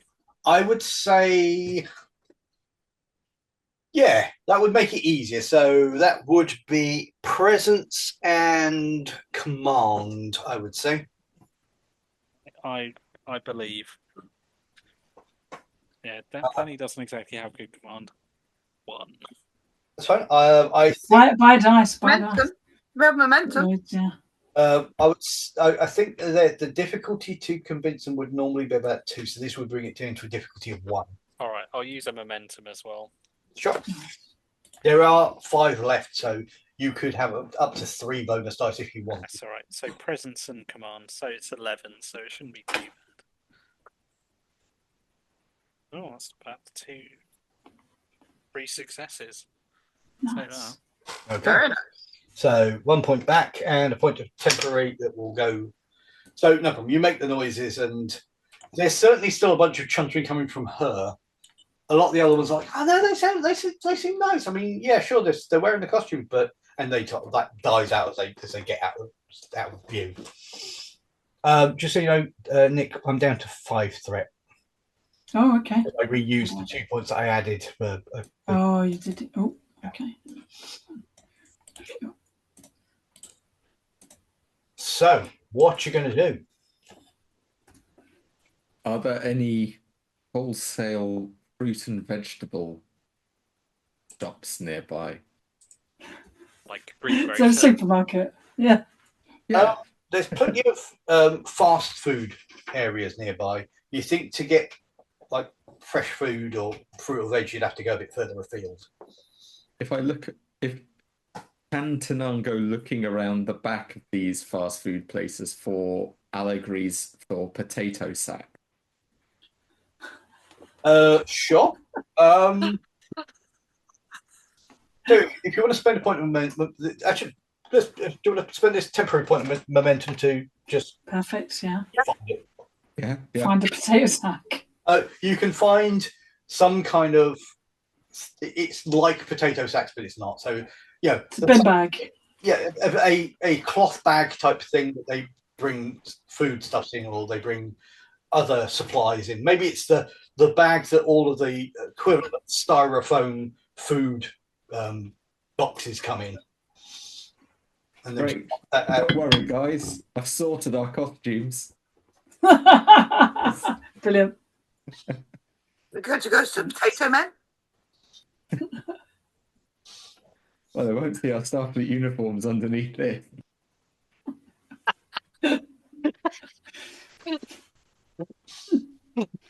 So yeah, Tanan just puts on a potato sack, having cut some hole in like the top and the side. Okay, no problem. So they are about as shapely as a potato sack, Yeah, cool. and they smell.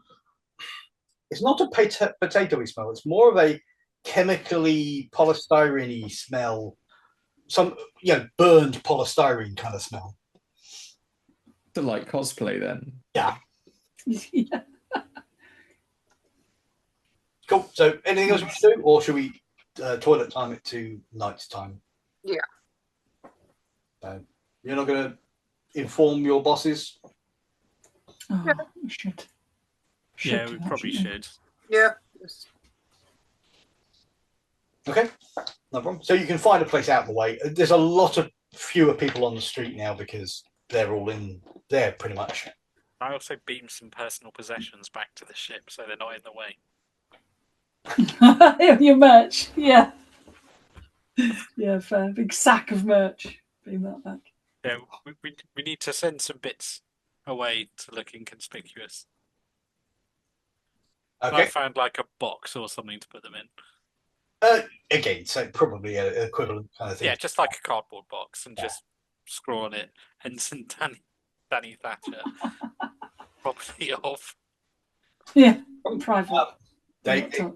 You request it to be beamed up. It is indeed beamed up. There is a brief moment when the transporter tech goes, okay. I won't ask. Probably best. It's underneath the console when you get back. Thank you. Weird young boy. What my dad said. Okay. So, who's doing the call? What's Not the shit? I do this. Whoever's the last one to do that.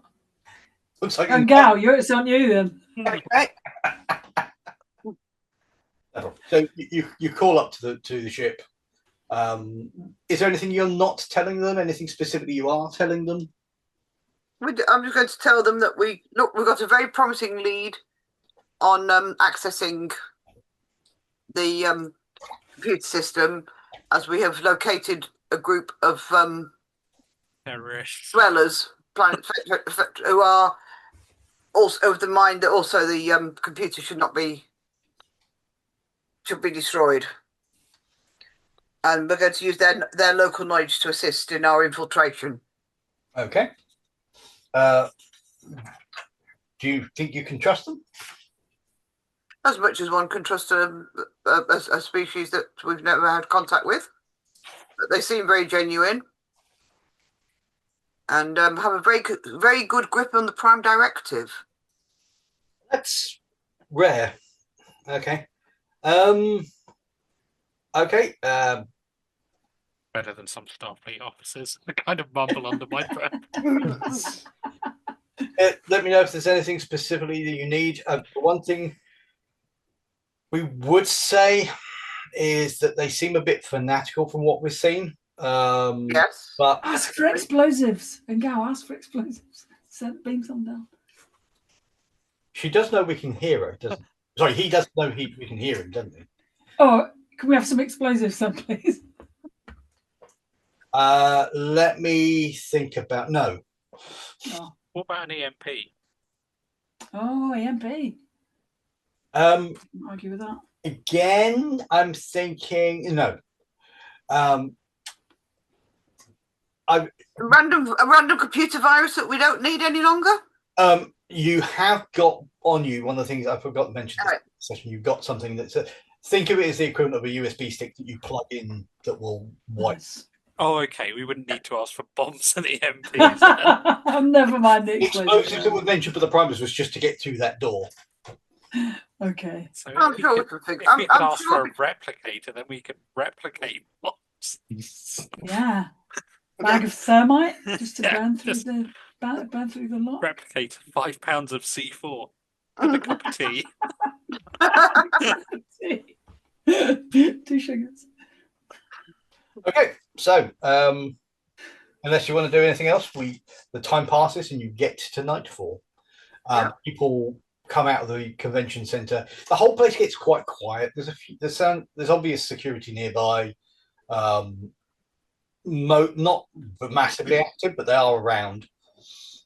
And people kind of wander off. There's the last person out through the door is a single forlorn Borg with bits, pipes hanging free and like half of his head sort of hanging off of where it was glued on, and sort of someone's forced a pair of dealy boppers on with like the IDIC infinite what's it? Yeah, the Vulcan infinite combinations, infinite diversity, infinite combinations, sort of symbol on the end of them. And it kind of wanders off. So you're just waiting for the primers? Yeah. I guess Yeah. scope out the in area bushes. while we wait for him. Yeah. Yeah. Just keep a lookout. No problem. Can I have then the traditional insight and security?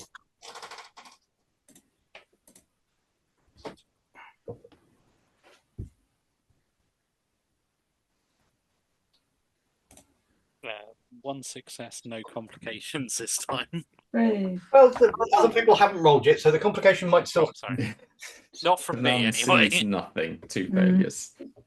1 success. So if you get a failure, we get a momentum. So we can use that in a minute. 2 successes. Okay, so 1 point of momentum from Jan. Who failed? I failed. Okay, so another point of instant 1 momentum. point for that. So you've got 2 points of instant momentum to spend.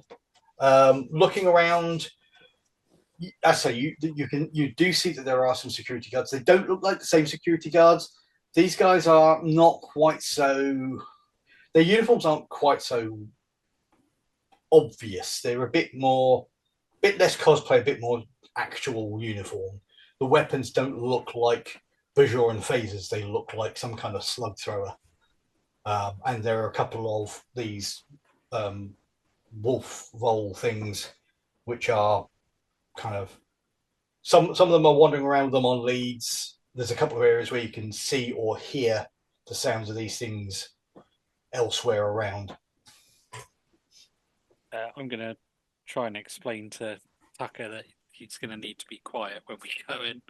You want to be a good boy, you're going to have to keep quiet. Looks up at you. You'll get treats. Immediately sits down, tail wraps around his front paws. Ears are up as far as perky as they can. One is just slightly not. Good boy, fuss him. No problem. As soon Can anyone think Bribery of a works trait? every time. Can anyone think of a trait for these two momentum?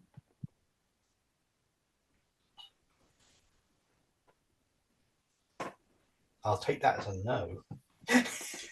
No. We're not very good at thinking up traits on the spot. There've been some really good suggestions. What sort of thing is it? You got? Is it just anything in general, or you've got anything in mind? Well, something that will be helpful. Maybe our potato sacks are like really quiet. Okay. Stealthy potato sack. Stealthy potato sacks. There you go. Perfect. Sure. But we got the Russell Free variety. Okay. They also happen to be kind of tactical black potato sack. Yeah. Yeah. Camo potato sacks. Perfect. Can't type the toffee. Words you probably never thought you'd combine. Right.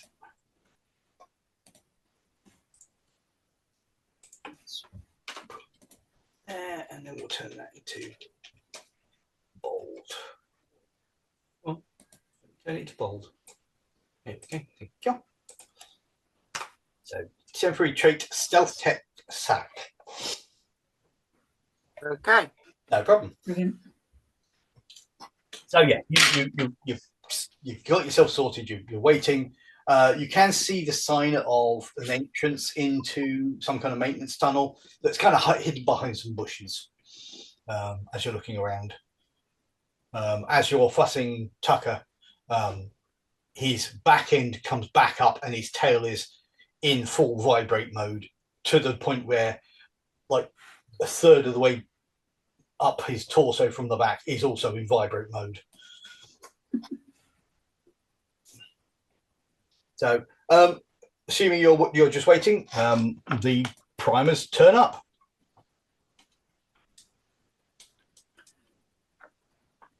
Hi, chums. Yeah. Psst. Cool. Over here in the potato sacks. Come on.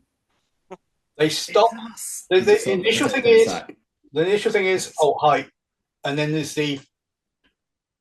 I'm not going to ask. Well, but you know, it's not easy to get clothes at short notice.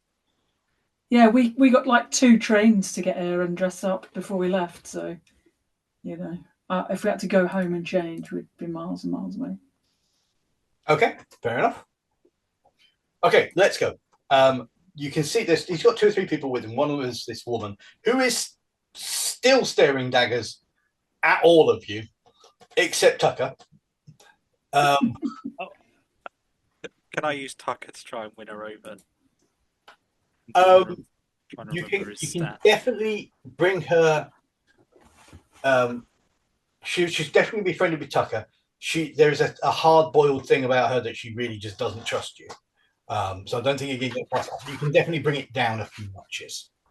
So general distrust and distaste rather than absolute loathing. I can live with general distaste. So no worries.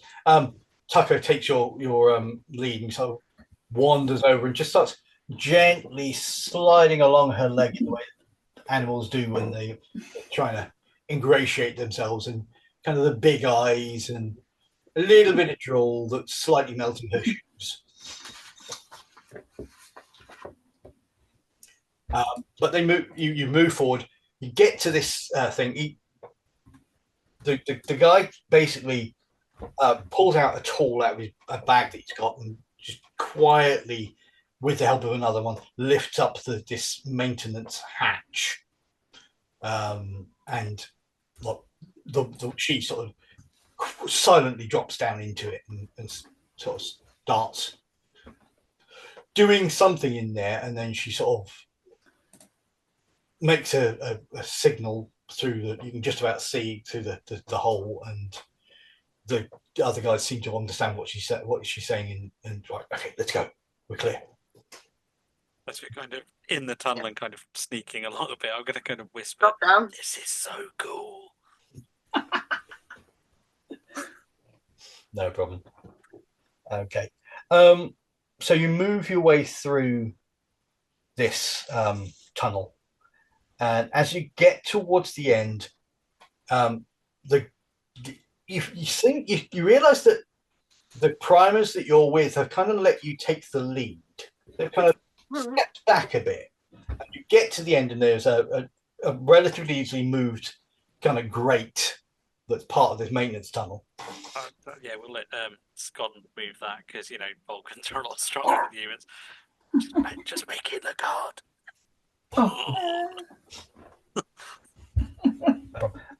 So you can see past that. Once you get past that, there's like a small area that's obviously some kind of maintenance sort of cubby hole, and there is a solid metal door, a heavy sealed door. Can we see a way to open it? You think you would need, if you were going to do it the way that it would have been done by the officials, they've probably got some kind of key or some kind of security key card or a code that would open it, assuming it's not just being sealed.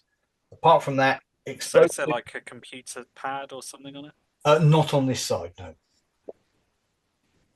Basically, it's sealed this maintenance tunnel by just sealing the door. You do, however, have an engineer and phasers, assuming you can do it without the primers noticing. Quick, get the cutting torch. Okay. Kind of wiggle back towards the primers. You better look away. We bought a cutting torch. It's really bright though, so turn around and shut your eyes. Yeah. It's bright and it sounds really strange. Can you make me a presence and command roll? Can I use suspected primer here? You can. I'm going to say that for everyone apart from the woman, that's going to bring it down to a difficulty 0. For the woman, it's going to be still difficulty 1 because she really just doesn't trust you. I got one success. Oh, nice. Enough. She kind of, it's not quite this, but it's almost the, as she turns, just as she's about to turn, and she does turn away. And they're kind of covering their faces a bit. So yeah, I'm going to do something with the phasers to, well, a phaser at least, to set it to sort of, I guess, lightsaber mode to go through the just like in the Phantom Menace, just sort of stood there doing this.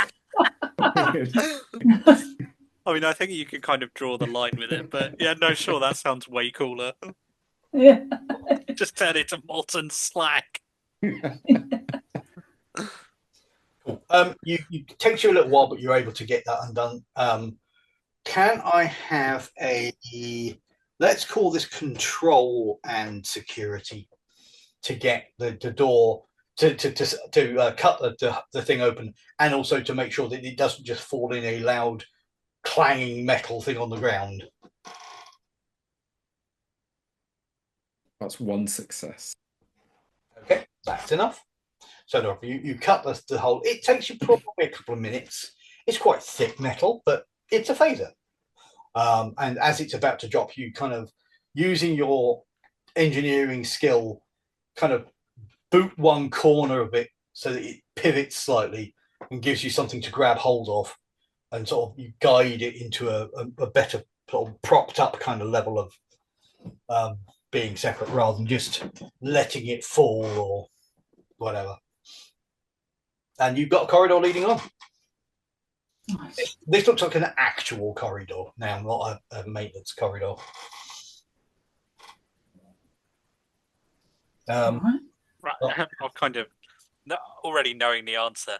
Is it safe? Can we turn around now? Yeah. Yes. Good. Oh, well, it's all right, guys. Hurriedly trying to cool the phaser down. Put it back in the bag. You do that. You stuff it back in a bag just at the last minute, and in Gal, because you're an experienced security officer, you see just a small sort of burny patch as it's just hot enough to slightly scald part of the potato sack, and there's a really nasty smell of burning polystyrene as it's just a single sort of line of smoke coming up. It's all right. Makes it look more believably a cutting torch. Yeah. True. No problem. So you're moving in. Yeah. Yeah. As you move in, again, you notice that the primer seems to be a bit further back. They kind of Londar is actually giving you some sort of funny looks as you're moving forward. A, he seems to have looked at the edges of this cut, and B, the fact that you don't seem to be too worried about the wolf moles that the rest of them are obviously worried about. And as you're stealth forward, can I have let's call this a fitness and security roll, or a control and security roll to stealth forward? Can we make use cool. of our stealth potato sacks here? Yeah. What's the difficulty? What's the difficulty? Control and I'm going to say it's going to be difficulty 2. The stealth tech sack will bring it down to difficulty 1.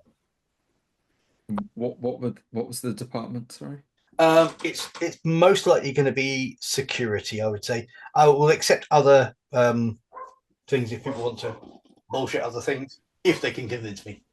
Yeah, I'm good with those. Can I use a focus of either composure or maybe martial arts, like ninja-ing through the corridor in the potato? Yeah, I'll accept either one of those, yeah. Nice. I'm going to buy 1 dice out of the momentum, and hopefully just pile some back in.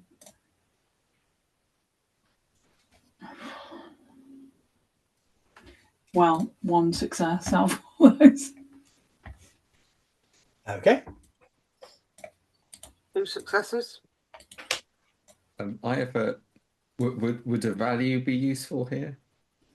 You could use a value, if you have one that's appropriate, to spend a determination, which would either, if you do it ahead of time, would give you 2 successes straight off the bat, because you could set one of the dice to a 1. Oh, so I've got a value which is the intended use case is a lie, and I have a potato sack on as clothes, which I feel is not the intended use case. If you want to use that in that way, I'm absolutely fine with that. Brilliant. Yeah. Can I use that to? How do I spend a determination? Sorry, I don't really understand how that works. You have 3 determination per mission.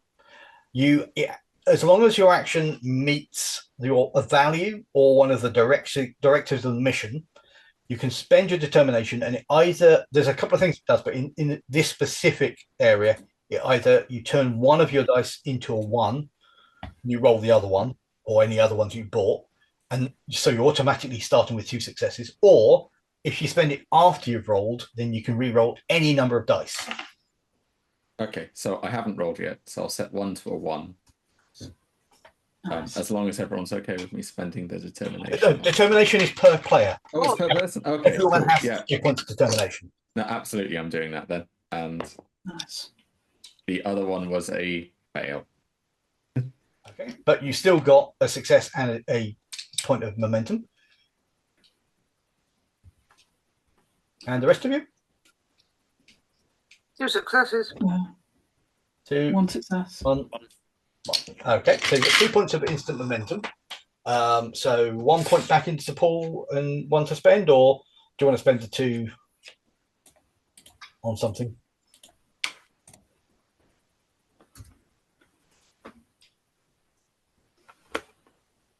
I haven't got any good ideas for a trait or anything. Maybe to obtain information. Yeah, like whereabouts of the wolf dog thing, wolf moles. Yeah. Yeah. If I ask him, I get 2 for 1. So if I want to ask, what did you say then, Roger, about the wolf dog where things? where the wolf moles are, so we can avoid them. Yeah, is that something we can know? Sure. You can hear, and you have seen a couple of areas. There's a couple over there. You can hear the sounds over here of some more. There's spaces for you to move through, if you're quick and if you're stealthy enough, and you seem to be stealthy enough at the moment. All right. Another one is these primers that are with us. Mm-hmm. Like, do they look like they know what they're doing? They absolutely don't look like they know what they're doing. They look like they think they know what they're doing, and they're doing what they think is right. But Yeah, but they're not pros. They're not pros. They're not pro terrorists. Like this is their first rodeo. First rodeo. Yeah, okay. It's been a lot of leafleting and placards, but not much action. All right. So we've got another momentum still. We can ask 2 more questions if anyone can think of any. So you spent your last instant momentum. You've got 6 in the pot. Did we? I thought we had 2. You had 2, and then someone had spent 1, so one of those. I'm quite happy for you to spend it for questions, but that was I just put it back into the pot to round it up to 6. No, that's cool. That's cool. Yeah, that's fine. Yeah, cool. All right. Okay, so you move forward. Yeah. So you stealth through the area. You've got a bit of an idea where these wolf moles are, so you kind of avoid them largely. Are you having the primers sort of with you as you're going through? Or are you splitting up to hit it from different angles? What's your plan? Getting rid of the primers might be a good idea because then we can use our technology. Yeah, true. Yeah, and because if they are going to be shit at this, then I hope they would get caught and we won't. So we say to them, "You go that way, we'll go this way. Keep an eye out for pointing them towards the wolf." Yeah, things. Yeah, you go that way. No, well, we don't want them to get discovered as long as possible because otherwise the place will go on high alert. Yeah, fair enough. Yeah. Perhaps we could convince them to, guard the way out. Yeah, make sure no one's followed us. Londar kind of looks at you in a slightly suspicious manner, but because of your trait, he will nod, and they kind of take a. It's not like in human movies where you see the guards taking professional positions, but they just kind of stood there. No, they're trying. They're doing. Maybe they got it from a bad Federation movie set of some officious security officer who came up with a whole bunch of Arnold Rimmer security procedure kind of thing. It's that kind of, the Malcolm ones Reed of the USS Red Dwarf. Yeah. But you move stood with the double fist ready for. Salute. No problem. So you stealth forward. You find your way to past a few guards. It doesn't take a lot of effort because you're skilled. We can also use our tricorders now to kind of check the way. No problem. There is a bit of a noise from them because they're not silent, but you can, it will help Once we're away from the primers. No problem. And you come out into what is obviously a maintenance level. Corridors are vacant. There is a door ahead of you which is clearly locked. Does that have like an electronic keypad? It does, yeah. Okay. I think this sounds like a job for Captain Engineer. Yep. Is it possible to just interface the tricorder with the keypad and look for what the Yeah. code is? Yep. Yeah. Gonna do that. Sure.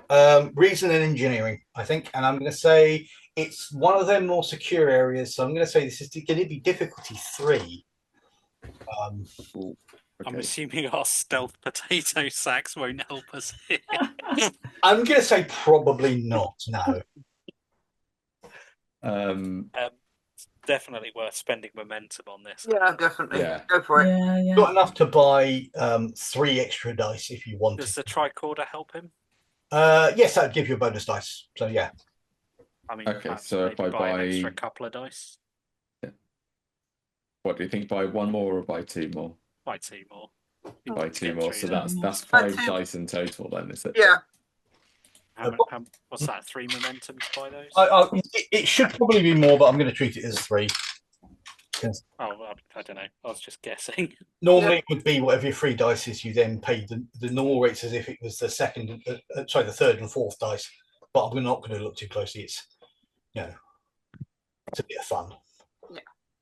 So it's, what do you say? It was reason and engineering. Reason engineering, yeah. Can anyone think of a trait that's appropriate for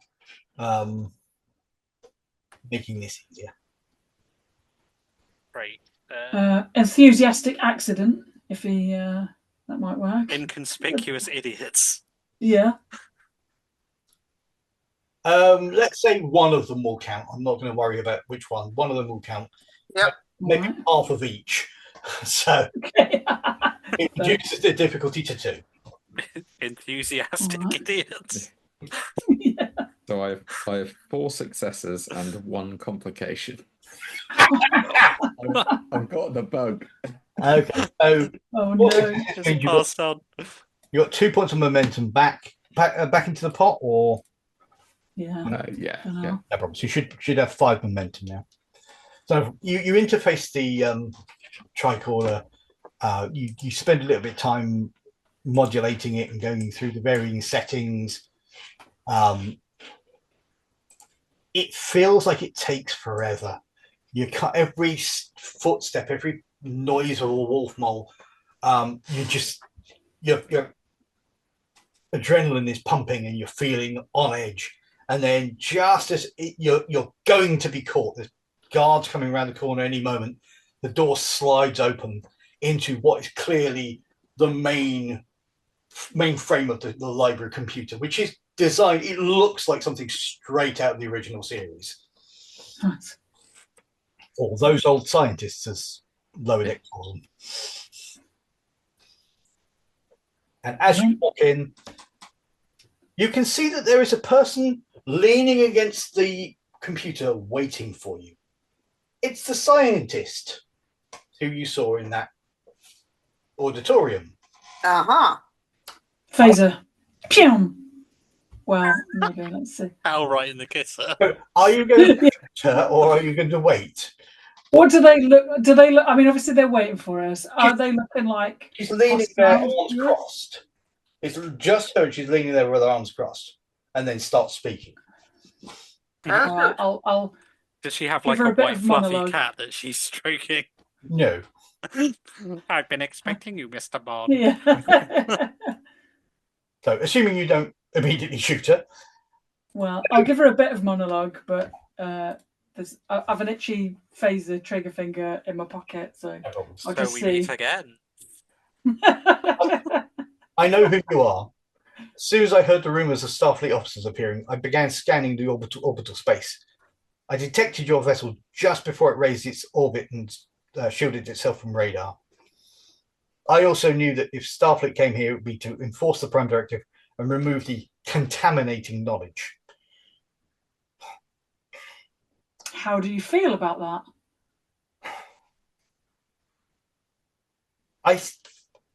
Starfleet's problem is that you've lost sight of the reason for the Prime Directive. It's not just about hiding the truth. It's about trusting other cultures to make their own decisions without coercion. Well, the knowledge from your beacon is part of our culture now.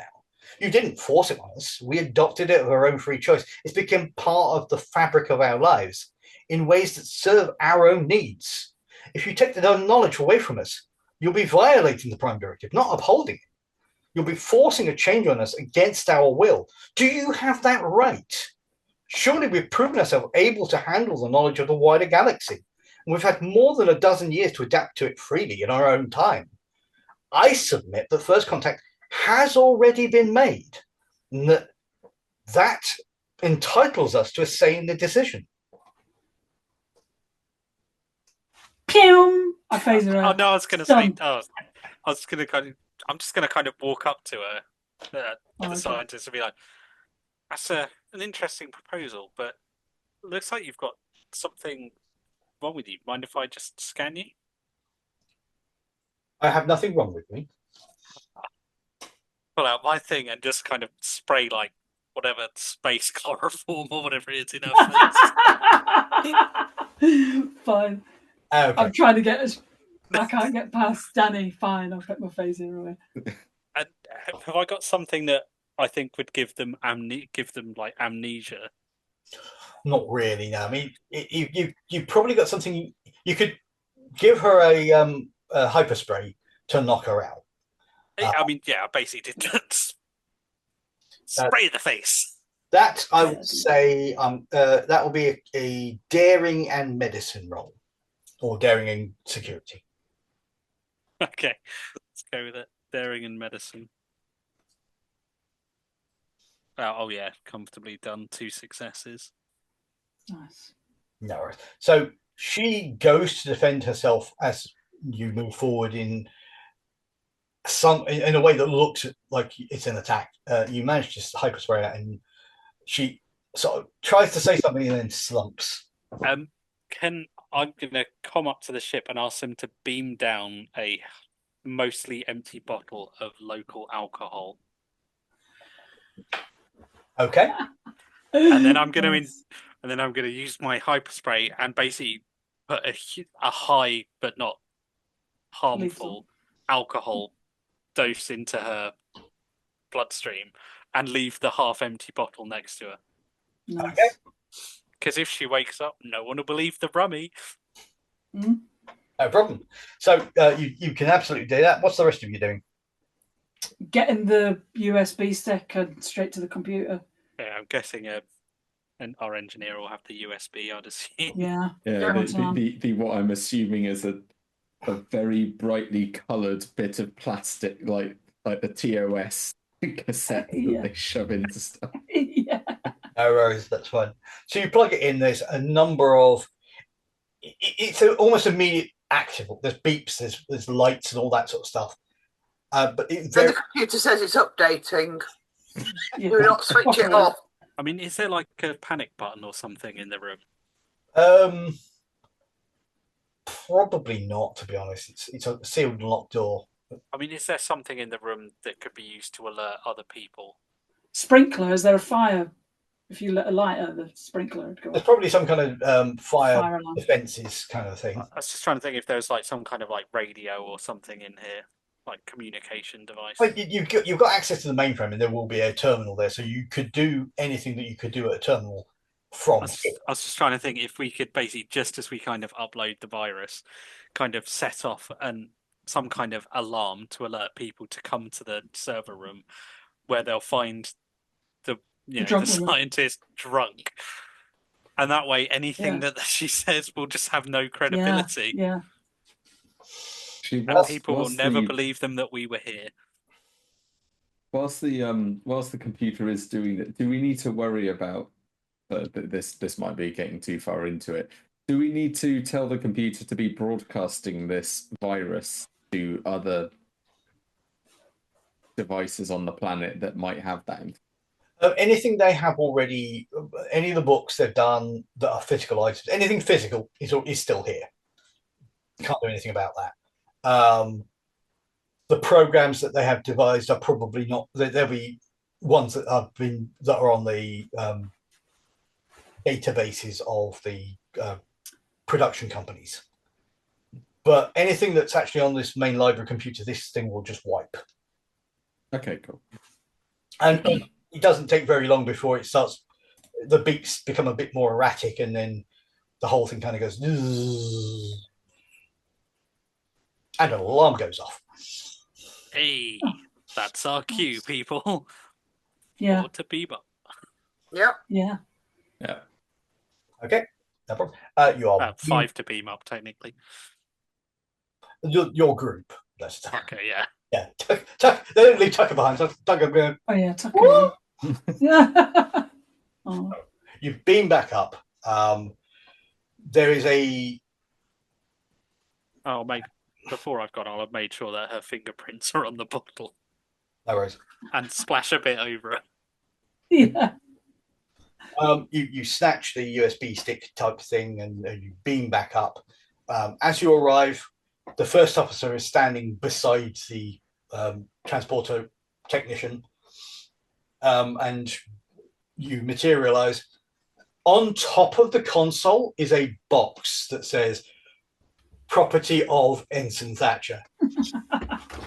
And the Commander Hames has got almost a Vulcan level of eyebrow raise as he's standing there holding a captain figure and a first officer figure.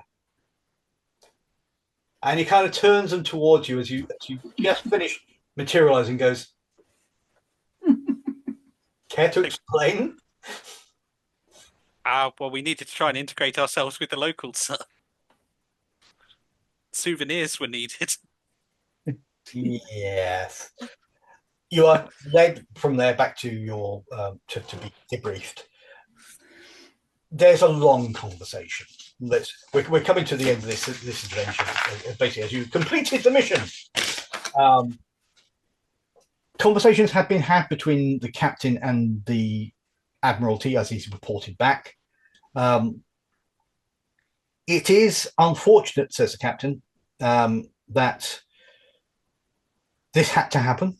The data that they had clearly affected their culture. We cannot allow such a flagrant breach of the Prime Directive. Hopefully, the rest of the data that they will get in the next 3 years won't be too much of a problem. I mean, could we leave something to jam it? That's a good idea. Ensign Tennant, I shall leave that with yourself and Ensign Scone to put that together. Thanks, Danny. Happy to help. I'll say completely oblivious to the sarcasm. Whilst you're talking, you're being led to the medical bay, and they are undoing the changes that they've done. Instead of the costumes you all wear. No. Yeah. And as we are about to fade to the ending credits, the commander says, well done on that. That was a difficult situation. I'm not sure it was the right call, but it was the only call we really could make. However, now that you've done that, I believe we need to do some anomaly consolidation. So off you go. And then we fade to black. So thank you everybody for playing. Hopefully you enjoyed that. Hopefully people enjoyed watching it and watching my strange group of lower deckers running around doing things that only lower deckers can get away with. Yeah. Let's say thank you for watching, thank you for playing, and maybe we'll be back. Depends on how well this goes. If you liked what we've done here, if you want to see more, please do make a comment on the YouTubes so that we know that you want more of this. And yeah, have fun and all play well.